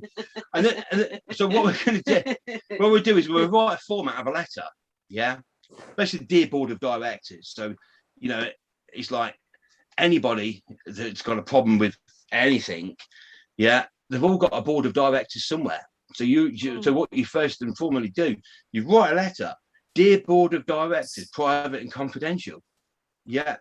So now only the board of directors, not secretaries, are allowed to open that letter by law, because you're using the law against the law, so they can't duck out of it.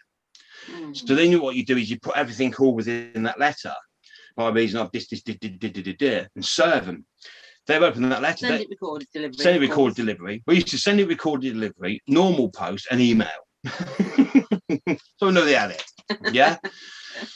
But now only the board of directors can open that letter, and then they have to write back to you as the board of directors saying we received it and we're getting somebody on the case, and then you trap them in and go right. Then you've got receipt that they know about it. So no one can. So they've got receipt that they know about it. They can't scapegoat it down the line. They can't go, oh, Fred, so and so on the shop floor, it's his problem. It's like no. You know about it because we wrote to you. So there's no ducking out of this, matey. And then basically, once you got them, they can't escape it. So we'll write a few formats of letters, how we used to write the letters, and then all you got to do is use the same format, send it off. So if people aren't happy with their schools for any reason, you write it, board of directors, bang, have that. Then you submit one to the head, bang, you have that, and then print it off. And then if you're worried about your kid being at school or whatever, they carry on. Anybody comes in, serve them with it. Because the thing is, at the end of the day, and this is what people don't understand is, because when we used to have people writing back to us, because they're all part of the corporate machine, they hide within the corporate machine, but people don't realise you can take out a civil case against that single person within the corporate machine. So you don't actually have to go to the corporate machine. You can actually do the individual privately, and there's nothing they can do about it. And they would not get any legal fees paid for by their employer or anything. They have to pay it all themselves. You can drag them out the corporate. So it shits them up even more. So you literally grab them, pull them out the corporate, and going, I'm taking you to court for this, and this, because you knew what I've done in there, and I'm serving you, and I'm taking you to court. Shit. Is this because of the common law ruling? Is this because of the common law thing? This is something we did before common law. Before we even knew about really all of that, because this is when we were dealing with the banks, and all we do know is, oh my God, it was successful. They didn't know what to do with this. So that format absolutely ruins them. Crucifies them. Because people don't realise is like, you go to the head and go, oh, my kid, blah, blah, blah, blah, and I don't want, and that's it. But like, if you just leave it there, I'm sorry, but you're not covering all bases. So you have to go to the teachers and have the kids hold that letter. So if somebody comes in and go, blah, blah, blah, they can pull it out of their bag and go, read that. And then the kids can serve whoever's there with that letter, and I'm holding you responsible, blah, blah, blah, blah, blah, and take a civil case against that individual. Now, that civil case of individual, if anything happened, God forbid anything happened, that person now is liable for the damages of the future because of the case of you didn't listen to the letter of the board of directors, you didn't listen to the thingy, and you still went ahead with it. Now I'm taking a civil case out against you. For manslaughter or whatever, There is actually it's premeditated. Then you see, there's someone doing that called liability things, and they've got these solicitors involved, and they're doing it so that you serve the head teacher with this letter, and basically that by reading that letter, that head teacher should know that they can get done, and they'd be like, all right, we respect your point of view. You can do that to the head teachers, their individual teachers, every single teacher they've had, every single teacher they have, and also anybody else from an external thing that comes in to do that. You could serve it on them as well, because individually. They all hide behind the corporate machine, but because you can actually go, no, I'm holding you responsible as a civil case. Bang.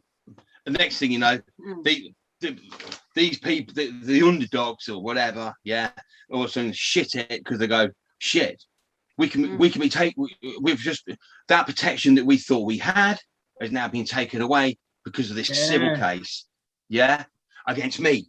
If anything happens, and they were going, I ain't going to go into school and do anything or blah blah blah, because I can be taken as a civil case for any damages. And that's liable for forever afterwards. Forever afterwards. Not just for a couple of months. That's not just that day. That's for their whole life. Because it's always hanging over them because of that judgment that they made. Yeah. So it's always because consequences can happen anytime. At any time. So it hangs over them until the day they die. Yeah. And that is the way to scare the fuck out of somebody. Because that's what we used to do with the banks. And that is the way that you do it. It's because the fact of it's pointless holding back and just going down one route. You might as well sweep the floor with them, do them all, have them all shit scared, and then you know for definite your kid's safe. Because all of a sudden that will start spreading through the staff room. Yeah. One they see the letter for one, they go, fuck that, I'm getting involved with that, what have I did? Boom, boom, boom, boom, through the staff room. Then they all talk through their own committees and stuff, and then they goes, oh shit. And online. Ooh. Because the fact of, and then it's like a domino effect, then, isn't it? What's that, sorry? Yeah. Are you going to and then because you're going to hold them responsible, which you can, because forever. Because consequences can happen anytime. Anytime, because of it, and then for them to wake up every morning with like 20 or 30 consequences hanging over them, for the rest of their life, they didn't sign up to go and do that, they'd be like, ooh, a lot of them signed up for the pension, and the good holidays. So it's like, oh, I'm going to be a teacher because I get good holidays and a pension, and it's easy peasy. That's what they said. That's what probably 80% of them signed up for. They're not signed up for one of them, and then literally that will put stop to a lot of it, because all of a sudden these people that are subservient, because we were talking about it earlier about because obviously the better qualifications they get, the more subservient they are, so they get a job in authority. All of a sudden that then evens out, and they go, whoa, I ain't getting involved with that, because like that's fucking like serious. Major. But you can grab these people if they do thingy, and you can pull them out of the system, and you can take a civil case against anybody within any company as a civil case, because they have wronged you, and you can prove it. So because you can prove that they have wronged you, it's no more than somebody, a stranger, walking down the street and punching you on the nose. It's an assault. So it's no different to the thingy. No matter who that person works for, if somebody punches you on the nose, you can take a claim out against them for assault. But the thing is, because they're assaulting what they're doing, you can see exactly the same. Because it's what I said on the last one. Use the law against the law, and they do not know what to do with you. The sad thing is that so many people don't know that they can do that. They just comply. They will now. Yeah, do now. People like us. People like us help them become aware. It's not through the ignorance. It's been through a planned system that were fucking criminals. But then you got people like us, rays of sunshine and truth that come. Yes, that's it. And we're telling everybody. So we're evening up the field. And because the good. And because we used it against the top barristers you can think of in London, when we was attacking like the Halifaxes and all that, they was using the big boys, and they was using all their money, their power, and they didn't have a fucking clue what to do with us.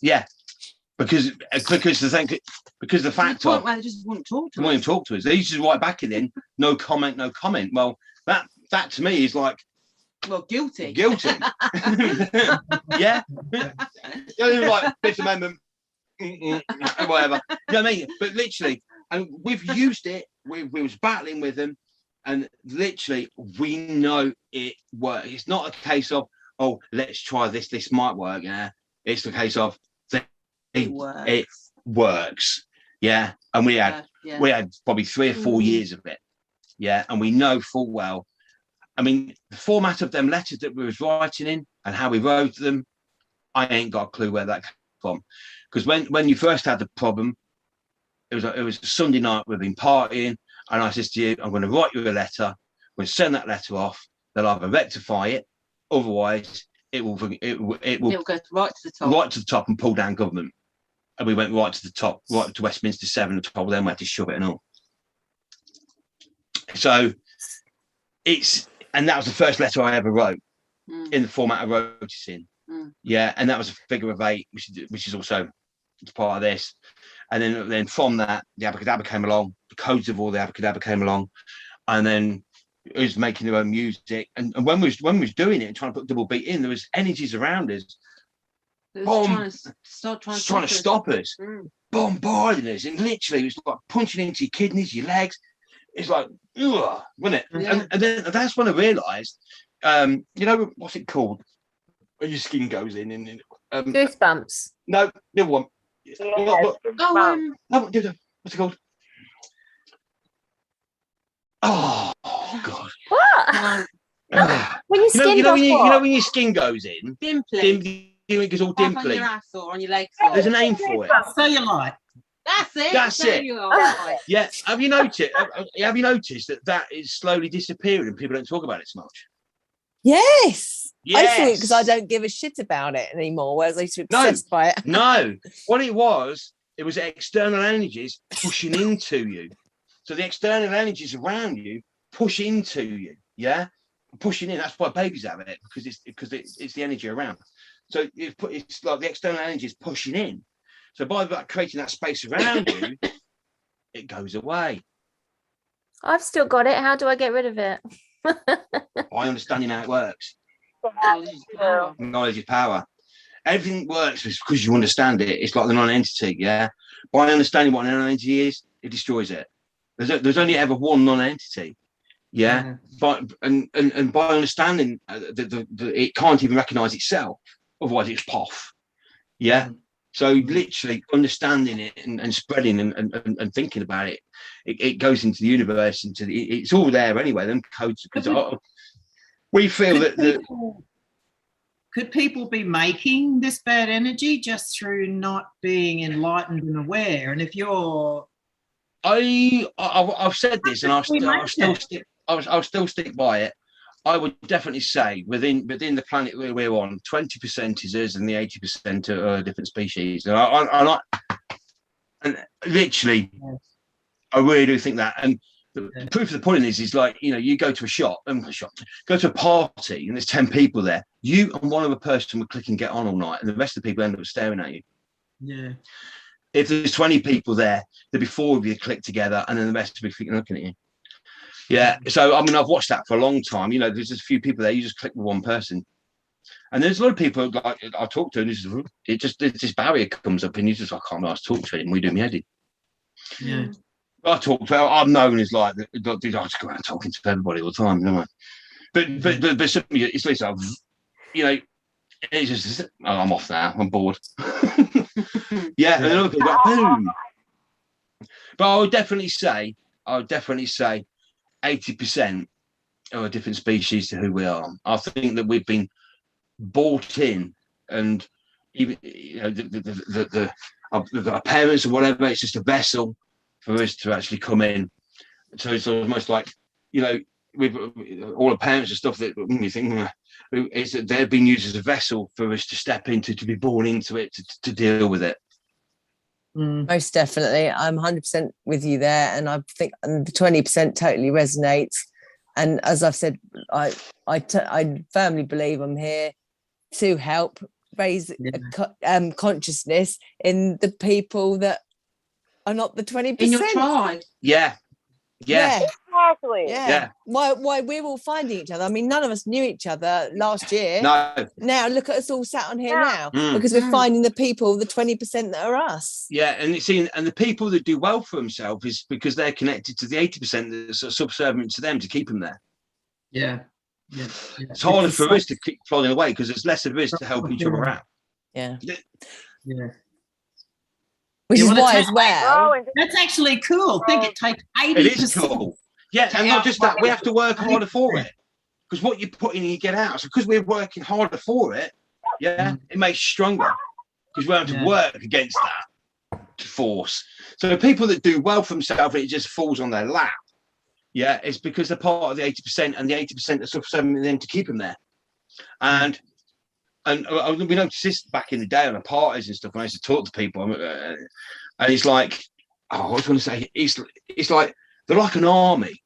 So when you sort of start thinking differently, or sort of like expanding your mind, all of a sudden life gets shit around you. All of a sudden life comes in, and people come into your life, and life gets really shit, and it bashes you back down again until you become subservient. Then they go away again, and then you start thinking, hold a minute, and you come back out, and then all of a sudden they're back again. And they're almost like an army that get activated all around you, and they come into your life because you're thinking differently. So they come into your life, batter you down until you till your light's been shut down, and then they disappear. And then you think, there's something effect from the Matrix. What was that? Hello, Mr. Anderson. What was that guy's name? Mr. Smith. I was talking about that this morning, Mr. Smith. Yeah. That everyone turns into a Mr. Smith. Yeah. So like you were just saying, Juicy, yeah. You know, you it's like they get activated so they all get activated. So the people around you, like the 80%. The universe activates, and then people activate and come for you. That word, and then life gets shit, and you back down again. And then you're down for a few years, and then you bounce back, and all of a sudden you could be living in a different area, different friends, and all of a sudden they activate, and they come back again. Yeah, and it's understanding that keeps them away as well, because they do. Yeah, I find too. Do you find that sometimes the negative people are drawn to you, nearly like they want to be positive, but the draw to the bad is there, but they can't help but be drawn to you because because they all need healing, and it's naturally in our abilities, and they come along and they're drawn to you. Yeah, it's also the silent army as well. Yeah, it's like the silent negative army. So they'll be around you just in case your light shines a bit bright, and then the negative universe activates them to attack you. Yeah. Bam, and back you back down again, bring you back down with their problems, their woes and stuff like that. And the easiest way to catch people out is to experiment. Because some people are only happy, when they're making you miserable. Yeah. So instead of waiting like 5 years or whatever to find what the problem is, you can nip it in the bud within 30 seconds of meeting somebody. So you start a conversation and you watch. So basically, you go in there all happy. You see them coming in all negative. So what you do is, because you're acting, you then switch it into as in like an artificial unhappiness, and watch them get happy and then go off for the day. And you go, all right, you come. I'm not wasting my time with you because I've just caught you out in 30 seconds. I wait 10 or 20 years and it works.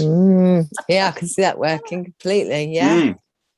Because you're acting. Yeah. So basically, like they start like they think, do you know what? I was going to try that. So basically, all you do is like go over the top with happiness and well-being and giving, and then they're coming, no. Yeah.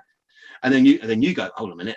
I can see that coming in because it's a beat. So then all you do is go, and then you pretend to be sad and everything else, and then they get happier and happier, and then they go off for the day. And you go, yes, you've been caught out in 30 seconds. Why wait 20 or 30 years? Yeah. It's true as well. People are fickle creatures. It's because we're all acting an act, or we're all thinking, but like. It's taking control of that. So it's like vulnerability and availability. So you're just in control of both them words. So you can we used to be in clubs years ago. People used to be always floating around the club to try and fuck your head up. Yeah. So what you should do is sit with your arm, like your legs and your arms open, like this. So you'd be sitting saying, "Hi, I'm thingy." I'm open. People go, "Oh, God, fuck that person's head up," because the thing is, so they come over to you to try and fuck your head up, and then you switch it and fuck their head up, and they go, "Fucking hell," right? Because you brought them in, so then they're trying to tell you stories to try and fuck your head up. It's just a game, yeah. And then what you do, you go switch it and go, "Ha ha," and then fucking bang, because you've caught them by a fly trap, and then fuck their head up. And they're like, "Oh my God, oh my God." I'll talk about it one weekend.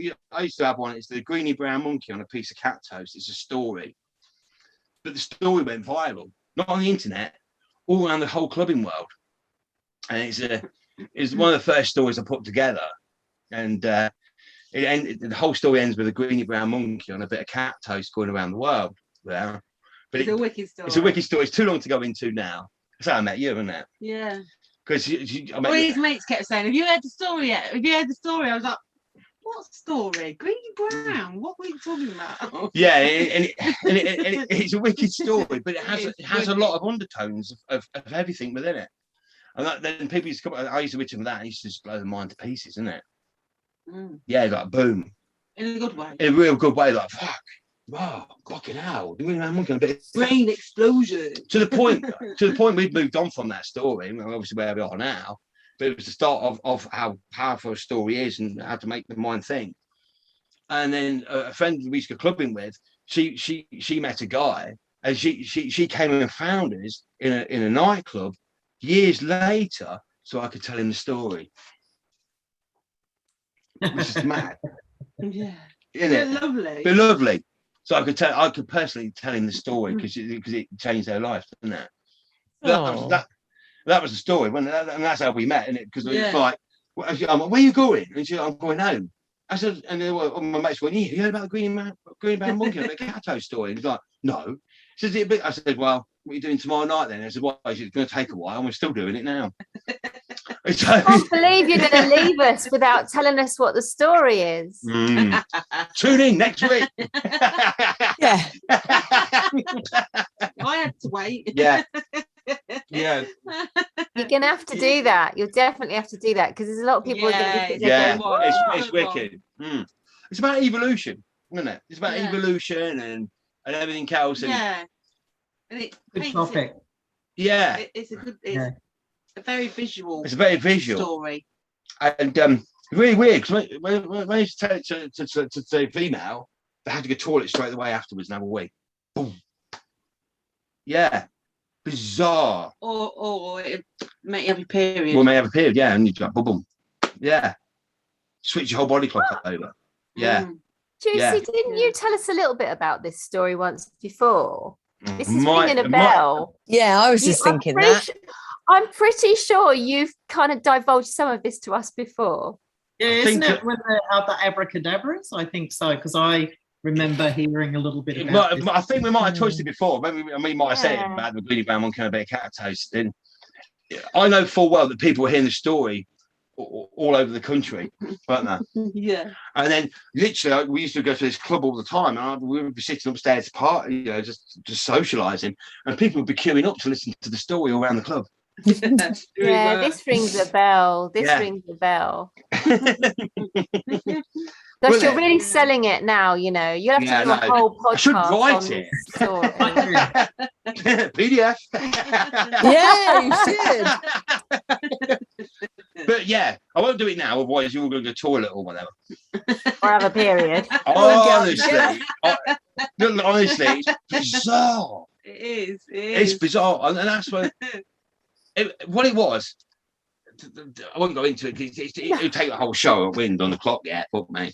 Anyway, so what it was like I knew what I knew, but how do I relate that into a language? If you know what I mean. That's what it was. It's like I felt I knew what I knew, but how do I get that across to people? So because it was a whole new way of thinking, wasn't it? And a way of dealing with things. So it's like I knew what I knew, but how the hell do I relate that into a language? So I put it into this, like we put it into this cartoon. So it's like a cartoon sketch or into this story. It could be a kid's story. It could be a kid's story. And I put it into it, and it come across so well. It was like everybody's just like boom. And we used to sit with this nightclub we used to go to. It used to be an old road street. It used to be called Weavers. Weavers, funny enough. I mean, how mad's that? Yeah, and right where we met. So it's like it used to be a road, and it used to have cottages, whole houses, old cottages, and then they put like a conservatory roof over the top of it. So downstairs was all went to one big place. Yeah. But it still had the individual cottages with like where the windows used to be and the doorways. So you can open the window and shout to somebody downstairs, or people sometimes you open the window, be sick out the window thinking it was window, and then hit somebody on the dance floor. Quite, honestly. But then and the top you had like bedrooms, big beds where everybody used to sit and chat and talk, and tables and chairs where. But they were all joined together. They were all not through. Houses were all joined together. Yeah. You take ages to walk through from one end to another, didn't it? You'd be like, oh my god. But yeah, and that's in the end. The club closed down in the end, didn't it? I don't know. Yeah, I think it became a daycare in the end. I thought, yeah, that's another level. What used to go on in there, isn't it? But yeah, but I won't. You definitely have to dedicate like a whole podcast to telling that, because you've sold it in such a way now that there's so many people that want to listen. Oh no, I like it. Wow, go on then. Someone's just asked, was that in Nottingham? No, but that was in Leicester. But people in Nottingham were talking about it, which is really weird. Thank you. Yeah, and that's bizarre. That because people are coming up to me saying they're hearing this story in Nottingham, yeah, and Ireland, and London, and we're like, oh my god, it's like, but you see, the places that we used to go to were like underground house music, double beat, and everything else. So you can see that connection we have with each other because of the music. It really is to do with the double beat and the music. I think there's a hell of a lot for us to all investigate and get to the bottom of this clause 58. Well, we think it has a lot to do with health and everything. Yeah, we think it's got a lot to do with health. Because obviously frequency has a big impact on your health, doesn't it? So if anybody wants to listen to music, or try it for a week or 2 weeks, go on YouTube and look at old raves, up to like 94, and listen to that music. Yeah, if it's still on there, is it on there? As long as it's double beat. Not anymore. but listen to that music. You'll find them old raves. Yeah, they're not the best of sound quality. We will do our best, because obviously we've got this new bring back the double beat Facebook, which is quite nice actually, because it's completely underneath the radar, because there's no algorithms against it, because it's old news, but it's new news. Is it still illegal though? Yeah. Wow. Okay. Wow. Yeah. Wow. Isn't it? Yeah, it's still illegal. A beat of a music is illegal. So when you go on the website, and you see all them clips, the music they're playing on the background of that is the double beat that they're made illegal. So when you listen to that music, that sounds awesome. That music is what they made illegal.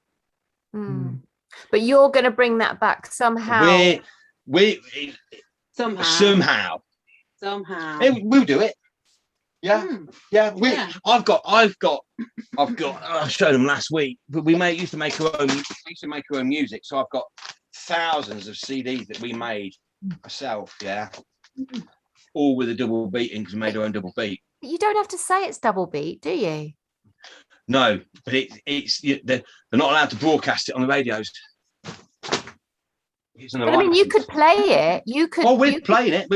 It's already on there. We've got a few tracks on there already. But even like a lot of websites like Mixcloud, SoundCloud, what have you, they've all got like strict license fees and this fees and that fee and this fee and It's all very controlled. Yeah. So watch this space then. Watch this space. Yeah. That's why the quinine, yeah, we're still doing the quinine, and we're still pushing that through the blog. That's all still going. It's going to the website. Yeah. Eventually, the website. Yeah. We're moving homemadequinine.com over to Juicy and Lucy because we can't afford to run both. It's ridiculous. And plus, it's easier. It's easier. It's easier to have everything in one place instead of that one there, that one there. So it's weird, really, because people say, "Oh, you're Juicy and Lucy," so we actually got branded itself as well by accident. We were sat on that heater. Yeah, my leg. Give me my fault.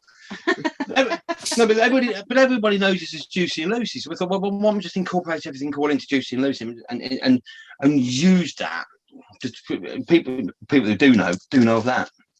It just makes life a lot easier, and it's all in one house now, isn't it? Yeah, it's all there, and then obviously we've got propylene glycol. We've got to do, and the double beat and the music, and then we can also put in our tunes that we made, which have the double beat in. Yeah, they're on there, so you can listen to them. Leave a thing of like, you know what I mean? How you feel with it. Yeah. And then try and Google as much old music as possible. No more than 96 that had a bit in because it was still coming through on white label. I think I'm not 100% sure on it, but what we found. But like, listen to the early music, 91 to say 94 of the old raves and stuff, and that is all double beat music. Yeah. So and listen to it for a week. Just change it. It takes you back to that day as well, doesn't it? It takes you back to that era as well, before all of this. What I would say for my own thing is when you first listen to it, you go, oh, crikey. If you're not used to that type of music and you're not expecting it, you kind of go, oh God, what, really? But then when you start listening to it, you go, oh, actually, no, I really like this. So I'd say to anybody that's a bit kind of not really sure when they first listen to it, is to stick it out, because actually it's really good. It is really good, and you definitely pick up the feeling from it for sure. Yeah. Definitely. The old DJs of old, they used to mix all they'd be mixing their records manually, so they got the fingers on the buttons. It wasn't done. It's the effort. It's the effort. I mean, and so you're listening to that music of that DJ in that club. So you are there at that point in time as he's mixing it or she's mixing it. It takes to that point, because that point of the energy of the club and everything that's going on is all in it. And it picks the whole thing up. Everybody in that club, what they're all the other clubs as well, because you're all connected to the clubs. Like a hologram. Everybody was feeling how everybody was getting on. Sorry, Joe, what was that? Sorry? It's like a living hologram. Yes, it is. Yeah. Because when we started listening, then be able to create a holographic image as well to reflect the same energy as you do in the music. I wonder how we do that. But the thing is, because obviously there's a whole big chunk missing of that natural of music that got banned. So there's since 94 onwards, that's missing. So then you had the hacienda, and you start looking into that. So anybody who's never watched 24-hour Party People, you've watched that film, 24-hour Party People, no? That's all about the hacienda and Bez and all that. Bez from Happy Mondays. Oh yeah. So that's where they started from. New Order and all of that. And it's literally a little bit of that history about it's about the history of the club and how the club started and how dance music started and how you got the ecstasy come with the music. So the ecstasy come along and then music was made while there was off the tits on it. So when you listen to that music, it connects you to that particular evolution of that drug. Connects you to the unit, connects you to everything else, and opens everything all up. And it's only MDMA, for God's sake.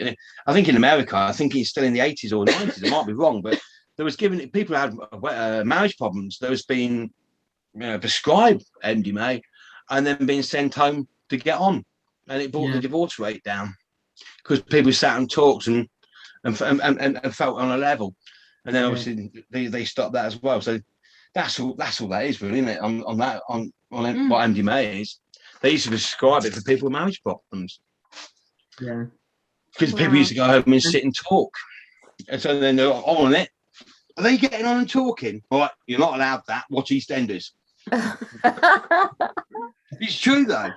It's like all the negativity in the world. And I think I said, I was talking to a guy the other day, and his daughter, she's one of the producers for, I think, EastEnders.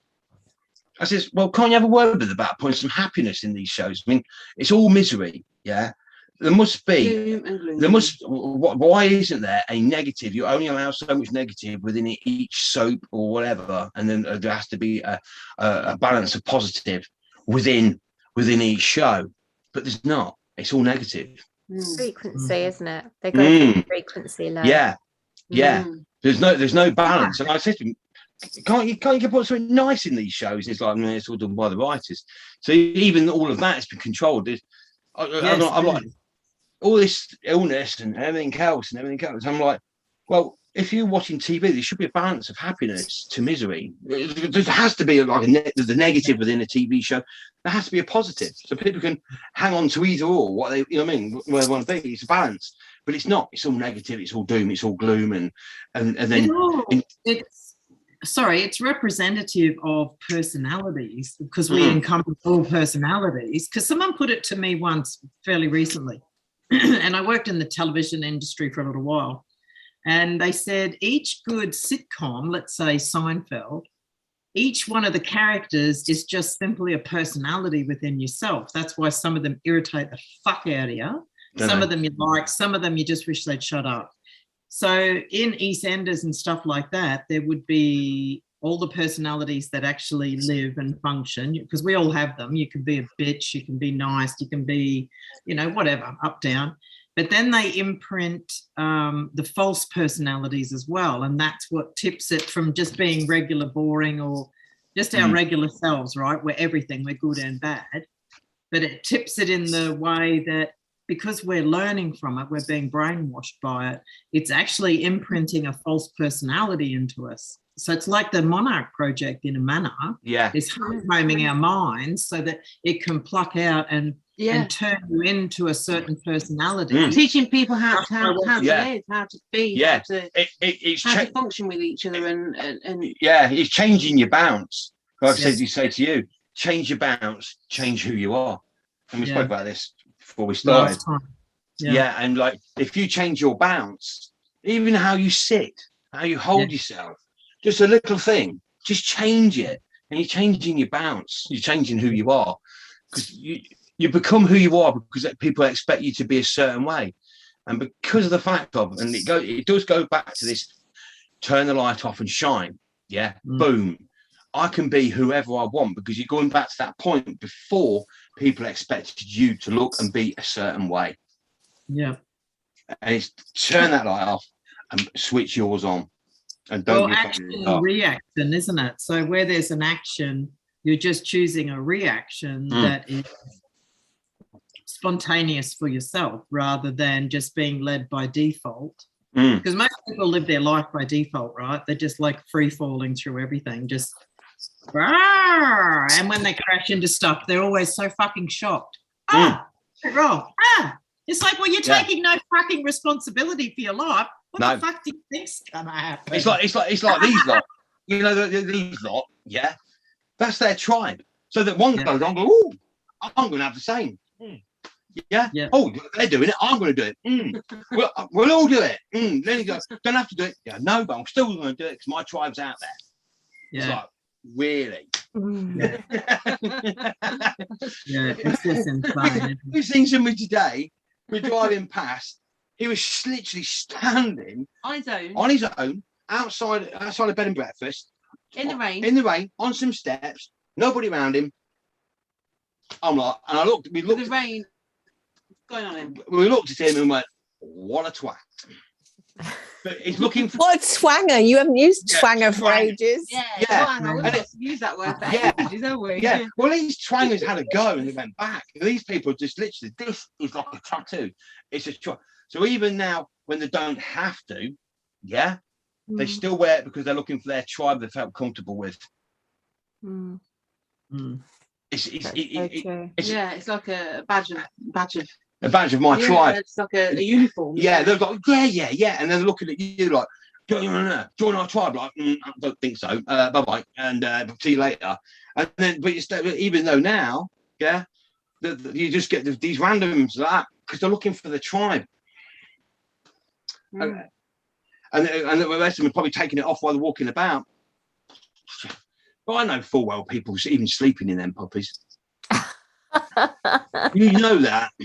You know, there's probably on a shower. They're sat in their car on their own wearing one. I seen somebody driving a convertible Jag with that on, with the roof down. And I looked at him and thought, somewhere along the line, you must be kind of intelligent because you've earned quite a bit of money to afford that car. Yeah. Somewhere along the line, you're a twat. It's like, look at me, I'm part of this tribe and everybody copies. And you keep an eye on it now because obviously less people are there at the minute because they're all being together. But you got the odd people standing there on their own, still wearing it because they're looking for their tribe because their tribe's gone or they can't see them, so they still wear it. I think some people really love it. It's like when they wear sunglasses, you know, there's that anonymity, that hiding things that we can read because you can read people's eyes. But also this part of the face, if you think about it, is so not depictory, it tells you so much about what people are thinking, you know, good mood, bad mood, bad, put upon. Look at a good actor, do you know what I mean? They manipulate this part of their face and it's not their eyes or their eyebrows. So in essence, covering that, which has one of the main things that we do, which is our mouth, which we smile. Communication, getting on, talking. Exactly. Yeah, that goes back to clause 58 because that was all part of that. It goes back to the miners, goes back to that. I mean, that's as far as we've got back at the minute. But when you look at each individual one of them, you've got the same problem, and then the old bill there with the horses smashing into people and everything else. Yeah. So you know what I mean? It's like if it weren't for the fashion and the picture quality, you think it's present day. There's no difference. Yeah. You know what I mean? And it's gone from with all the miners thing. The whole country came out in support, and then the clause 58. You've got tens of thousands of people fighting for their rights. Where now you've got a few thousand of us fighting for it. So you see it's getting less and less. Yeah, it's an odd time. It's sort of the first time not first time in history, but we actually are able to witness day to day. We can see how people think. We can see where their shortcomings are. We can see where their bravery ends and their fear starts. It's been very telling to watch when we watch Friends. My mum and I, she's amazing. She's 85 and she's right on the ball with all of this. And we were only talking yesterday about how sad it is to see friends that are falling into whatever trap, if it's this or just the mind fuck. But I said, what's sad is you're watching people that you love, that you thought were like you because you all gestured and we all believed we were similar, until something like this came along and suddenly the division in, and I'm not saying people are intelligent or not intelligent depending on their choices. Some are a bit knucklehead, but I think it's really like it's pulled like a skirt. You know what I mean? And it's really, I think, shocked a lot of people. I mean, I know some of my friends have left me with my mouth open. I'm like, wow, I really did not expect more from you, but that was the wording in my head. Wow, I expected more from you because I really thought you could think your way through this. But there's so many people just can't even get off fucking first base. No. Yeah. Start to think about this on their own. So then comes their ego who wants to push you away if you do show any brightness or you want to, you know, share information with anyone. Well, they're like, fuck you. Their ego like pushes you away and villainizes you and victimizes themselves, which is what they've been taught. But we're just witnessing something that I think the numbers are alarming. And it goes back to what you were saying, Juicy, about the 80-20. Definitely. And the 80-20 principle runs true for a lot of things, you know, what you eat, working. Well, and I also think as well, I'm sure you've got even the Earth is 80% water and 20% land. Yeah, and they reckon at one point you use 20% of your brain, and there's 20 this and 20 that. So it's quite sort of it's pattern. Yes. Yes, it's patterns. I think and if you I mean, and then you go into maritime law, which is this land of the sea, which is dead lost at sea. You go into all of that, which is 80% to the 20%. You go into that and blah blah blah, and then so when you start really going into it all, it's like, wow. Yeah, we're talking to somebody the other day about the birth certificates and all of that, and how it's all illegal because it's an affidavit. It's like a type of an affidavit contract, and you weren't there. So it's illegal. It's a legal contract. It's like, and he never realised. I went, I said, at the end of the day, it's an illegal contract. You weren't there. Your parents didn't know about it. You weren't there to sign it because it's a contract. And obviously, you're born into slavery to pay this debt or whatever. So at the end of the day, it's an illegal contract. And as long as you know it's a legal contract, just me personally, there's no point going through all the nuts and bolts of what it is. Go back to the beginning and go, at the end of the day, that thing is illegal because I wasn't there to witness it or sign it. Or agree to it. Or to agree to it. So basically, at that. And it just saves you going through all the rigmarole of like what words you're going to use and this and that and how to think it. It's like, no. That contract was contracted upon me. And here's where the law, you use the law against the law. Any contract, all parties have to be there to witness and to sign and to fully understand the contract that you are within. Now that is the law. Now the birth certificate is a contract. So at the end of the day, is where you use the law. I weren't there. The only person that knew about it were the powers that be. So it's illegal. Done. See you later. And it's like they're like, okay, not a lot I can really do. The more you go on about something, the more you can trip yourself up. Excuse me to interrupt. I'm just going to have to love and leave you all. Me too. I was just trying to wait. I'm waiting for the right moment to actually do the same thing. Oh my God. Have we been talking? Does that take 3 hours? Yeah, it's 22 minutes past 11. I've got a puppy. I've got a puppy who keeps biting at my foot, and I'm like, oh, you know about that. So I need to go. But I really enjoyed this. And should we do the clock or should we do the clock another time? Do you think you'll do another? I'm thinking, it's going to be quite in depth, isn't it? Yeah. Do you think we just go straight into it another time?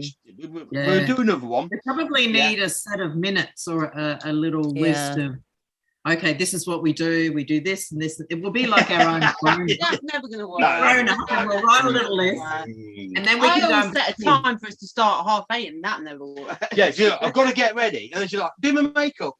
You got 10 minutes. Really? That's why there were certain points in this when I was like trying to kind of get you to rewind and go back over something so we could just get something solid going on. I suppose the nice thing about it is, what we have touched on might make more sense when we do the clock. Maybe what we spoke about and the double beat. Maybe that's like the intro for it, because in respect, that was our life before that came along. So there's two things that are really important right now: the continuation, obviously, of the clock, and the story that you were going to tell us that makes massive impact. There's two things there. Let's do that then. Let's say, okay, the next show will be about, and we will commit as a group to 20% of the time to stick to the topic, where we actually can squeeze the best of the information out. Well, let's do that then. I might have to come down to you guys and tape your mouth shut, though, Juicy. Is that all right for a bit? So you can she knows where we live. One of our mates actually did that to herself because she couldn't shut up. I've actually got a photo of that. She actually did it. I didn't mean it. Taped your mouth on. But all what we spoke about tonight was our life before, as we met, and everything leading up to the Abracadabra clock. So maybe that's the way it had to be done. Maybe we had to address all of that. Yeah, definitely. To get to that. Otherwise, we'd be going backwards on how I got to that point. Yeah. So, Juicy, do you think that you could tell this story that you were going to tell? Can you do it in about 40 minutes, do you think? Yeah. Okay. Yeah. So if you could do that in 40 minutes, we could do that to start and then go into the clock after. Off with it now. Oh, yeah. More coffee. Juicy talk and just Juicy, and we all just sit and go. It is a wicked story. I tell you what, I mean, should we end this here now, and then I'll tell you guys, the story offline. See what you think for next time. I can't stay. I can't stay. I can't stay. Is he having us on? Let's go flipping. Listen, you guys would go on till 3 or 4 o'clock in the morning, or 5 o'clock in the morning, because that's what you do. Don't we? We just. But before we end, I said to you last night, we had this conversation, and then we did that thing. And then, like you said, you used to have dolls around you. When I was a kid, I can remember being so afraid of the dark that I would. When I was a little kid, when I had still had lots of toys in my life, I used to put all my toys all the way around the bed to protect me, to go so that I was protected enough to go sleep. And I don't even know where that thought came from. I can't hear you, Terry. You're muted. Yeah, that's happening. That we got. Terry, you're muted. Terry, you're muted. You're muted. Terry, you got a big red button. I did exactly the same thing. I did exactly the same thing. I covered my bed and myself with my stuffed animals all the way around me, like a protection. All around me. Yeah. And that was the only way I felt safe enough to go sleep. So we was talking. Mine were light, yours were a ring around you, which then goes back to the Abracadabra clock, because the outside ring is a symbol of all the sixes, which is balance, all the way around the outside. So maybe, and I said to you today, didn't I went, take yourself back to that point and smash all the teddies off, or the dolls off the bed, clear it off, and then turn the light off and shine. Literally within an hour after doing that, all your back pains and all the pains you've had are gone, which is like amazingly, like literally completely disappeared. Like seriously, it's fucked my head over all day. And me. How amazing! Now you can do all the cleaning. Actually feels how amazing my kidneys feel. Yeah. I can't. You know when sometimes you don't realise how bad you feel until it no longer feels bad. I actually can't remember the last time my kidneys didn't hurt, or my back didn't hurt, or even my hips. And it's all completely disappeared. Yeah. So honestly, it's screwed my head over all day. It's fucking amazing. It's really blown my mind. And me, because now there's no excuses about getting out or anything. So she's telling the fucking truth. Do you know what I mean? Because like, oh my fucking hell, we really have. You're allowed to crack on, go and clean the windows, go and do that, go and do this, go and do that. So like, I know she's not lying, because I'm like, that's the most stupid thing you could have actually said. Really, in respect of like getting out, like, well, you go and do it. Do you know what I mean? Yeah. But the way you, just quickly, the way you take yourself back to a point in time, and it's the old key store they used to do. It's like, and you can imagine, years ago there was no such thing as a lock or a key, but somewhere somebody invented the lock and key. Somewhere, no matter when it was, what village it was, where it was, who it was, but it was made by somewhere for the first time, the local blacksmith, and then somebody went, oh, tell you what, that was brilliant. So what I do is, I want another one making to lock something else up. So obviously he went back to the same locksmith, the same sort of ironmonger and everything. He had another one made. He then goes home two keys look quite similar because they're made by the same person. Puts the key in the door but chooses the wrong one. Yeah, and then puts the other key in, and then you enter. So the first person, whoever had the first ever key and set of keys, put the key in the door, yeah, and got the wrong one. Now, that then relates to, you can ask anybody in the world, you know how many keys you got, it's always the last one. Yeah, it's always the fucking wrong one. Right?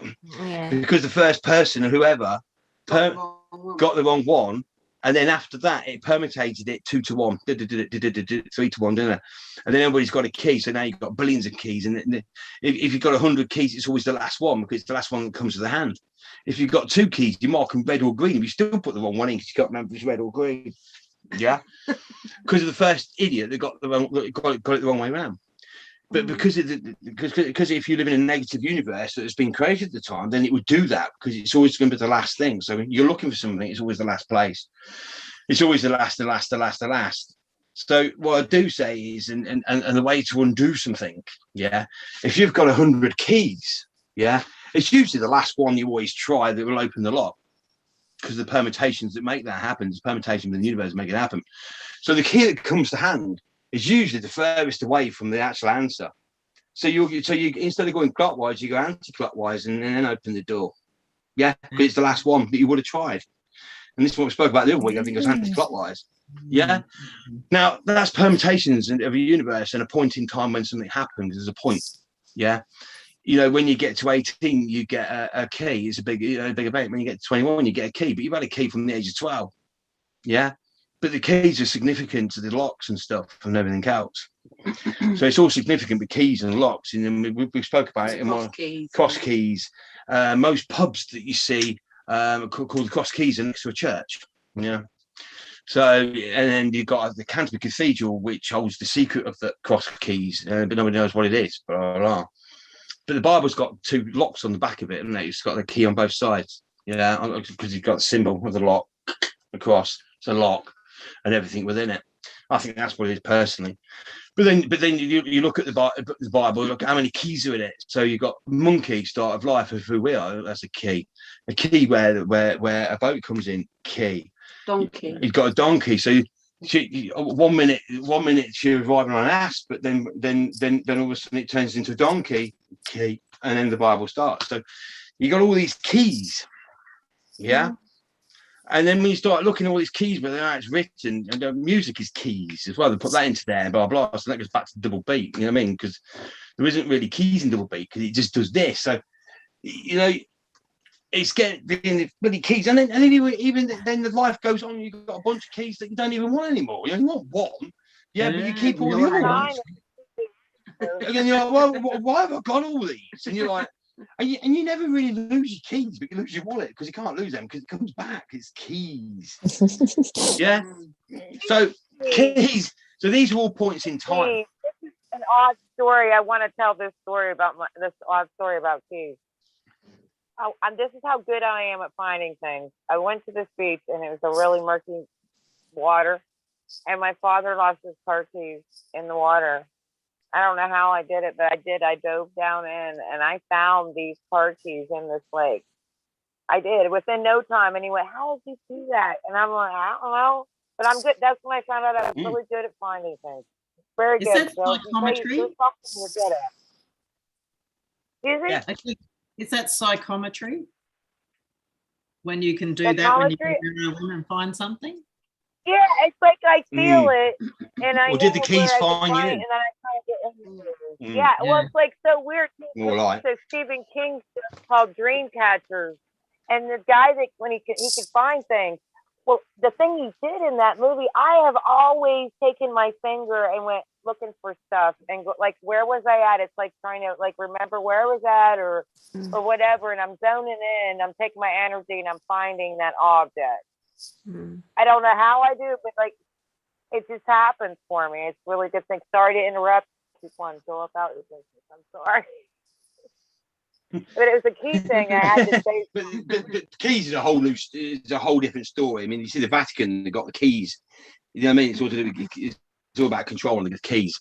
But that just proves about a point in time where something happened, and then because of that, it permutates it to happen within society. Yeah. If that person had got the right key, whatever key you pick would be the right way around, because you believe in a positive universe. Because the permutations would be 2 to 1, 3 to 1, 4 to 1, 5 to 1, 5 to billions to 1. More people go through in there. So literally, then the whole universe then is like, what's the right key in your hand? That makes sense. Yeah. Do you see what I mean? Yeah. So, and that's when I talk about permutations and points in time, is the permutations of how many times something's happened, which then manifests and creates the next thing, because it's permutations of the wrong going against the right. And so it's taking control of them permutations and using the negative permutations of that to put it in the other way around. So when you hold a bunch of keys in your hand, it's always going to be the furthest away. So you go anti-clockwise, and then take that one, and you're going to find it a lot quicker than going through the whole bunch.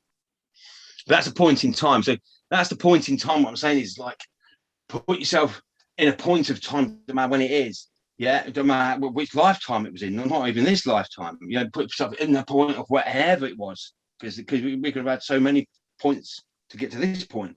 Yeah, it's the first one, and then switch it from good. There's a good time and there's a bad time. Yeah, there's a switch. So what you do is you put yourself back on that switch of good time, bad time.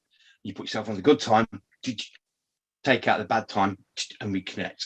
Yeah, and they're all gone. All them points are gone. Yeah. So you take the first out. Take the first out. The rest of them never happened. Never happened. Because how many? Sorry. It's a bit like NLP, isn't it? Neuro-linguistic programming. Yeah, I suppose it is. You just put and change it. Yeah, put it on that point. There's a good time. There's a good time in a relationship sometimes. Then it goes bad. Yeah. So all you do is you go back to the good time before that relationship and put yourself on that point. Yeah. Take the bad time out and get your time back. End it. Heal your timeline. Yeah. And then move on. Yeah. Move on.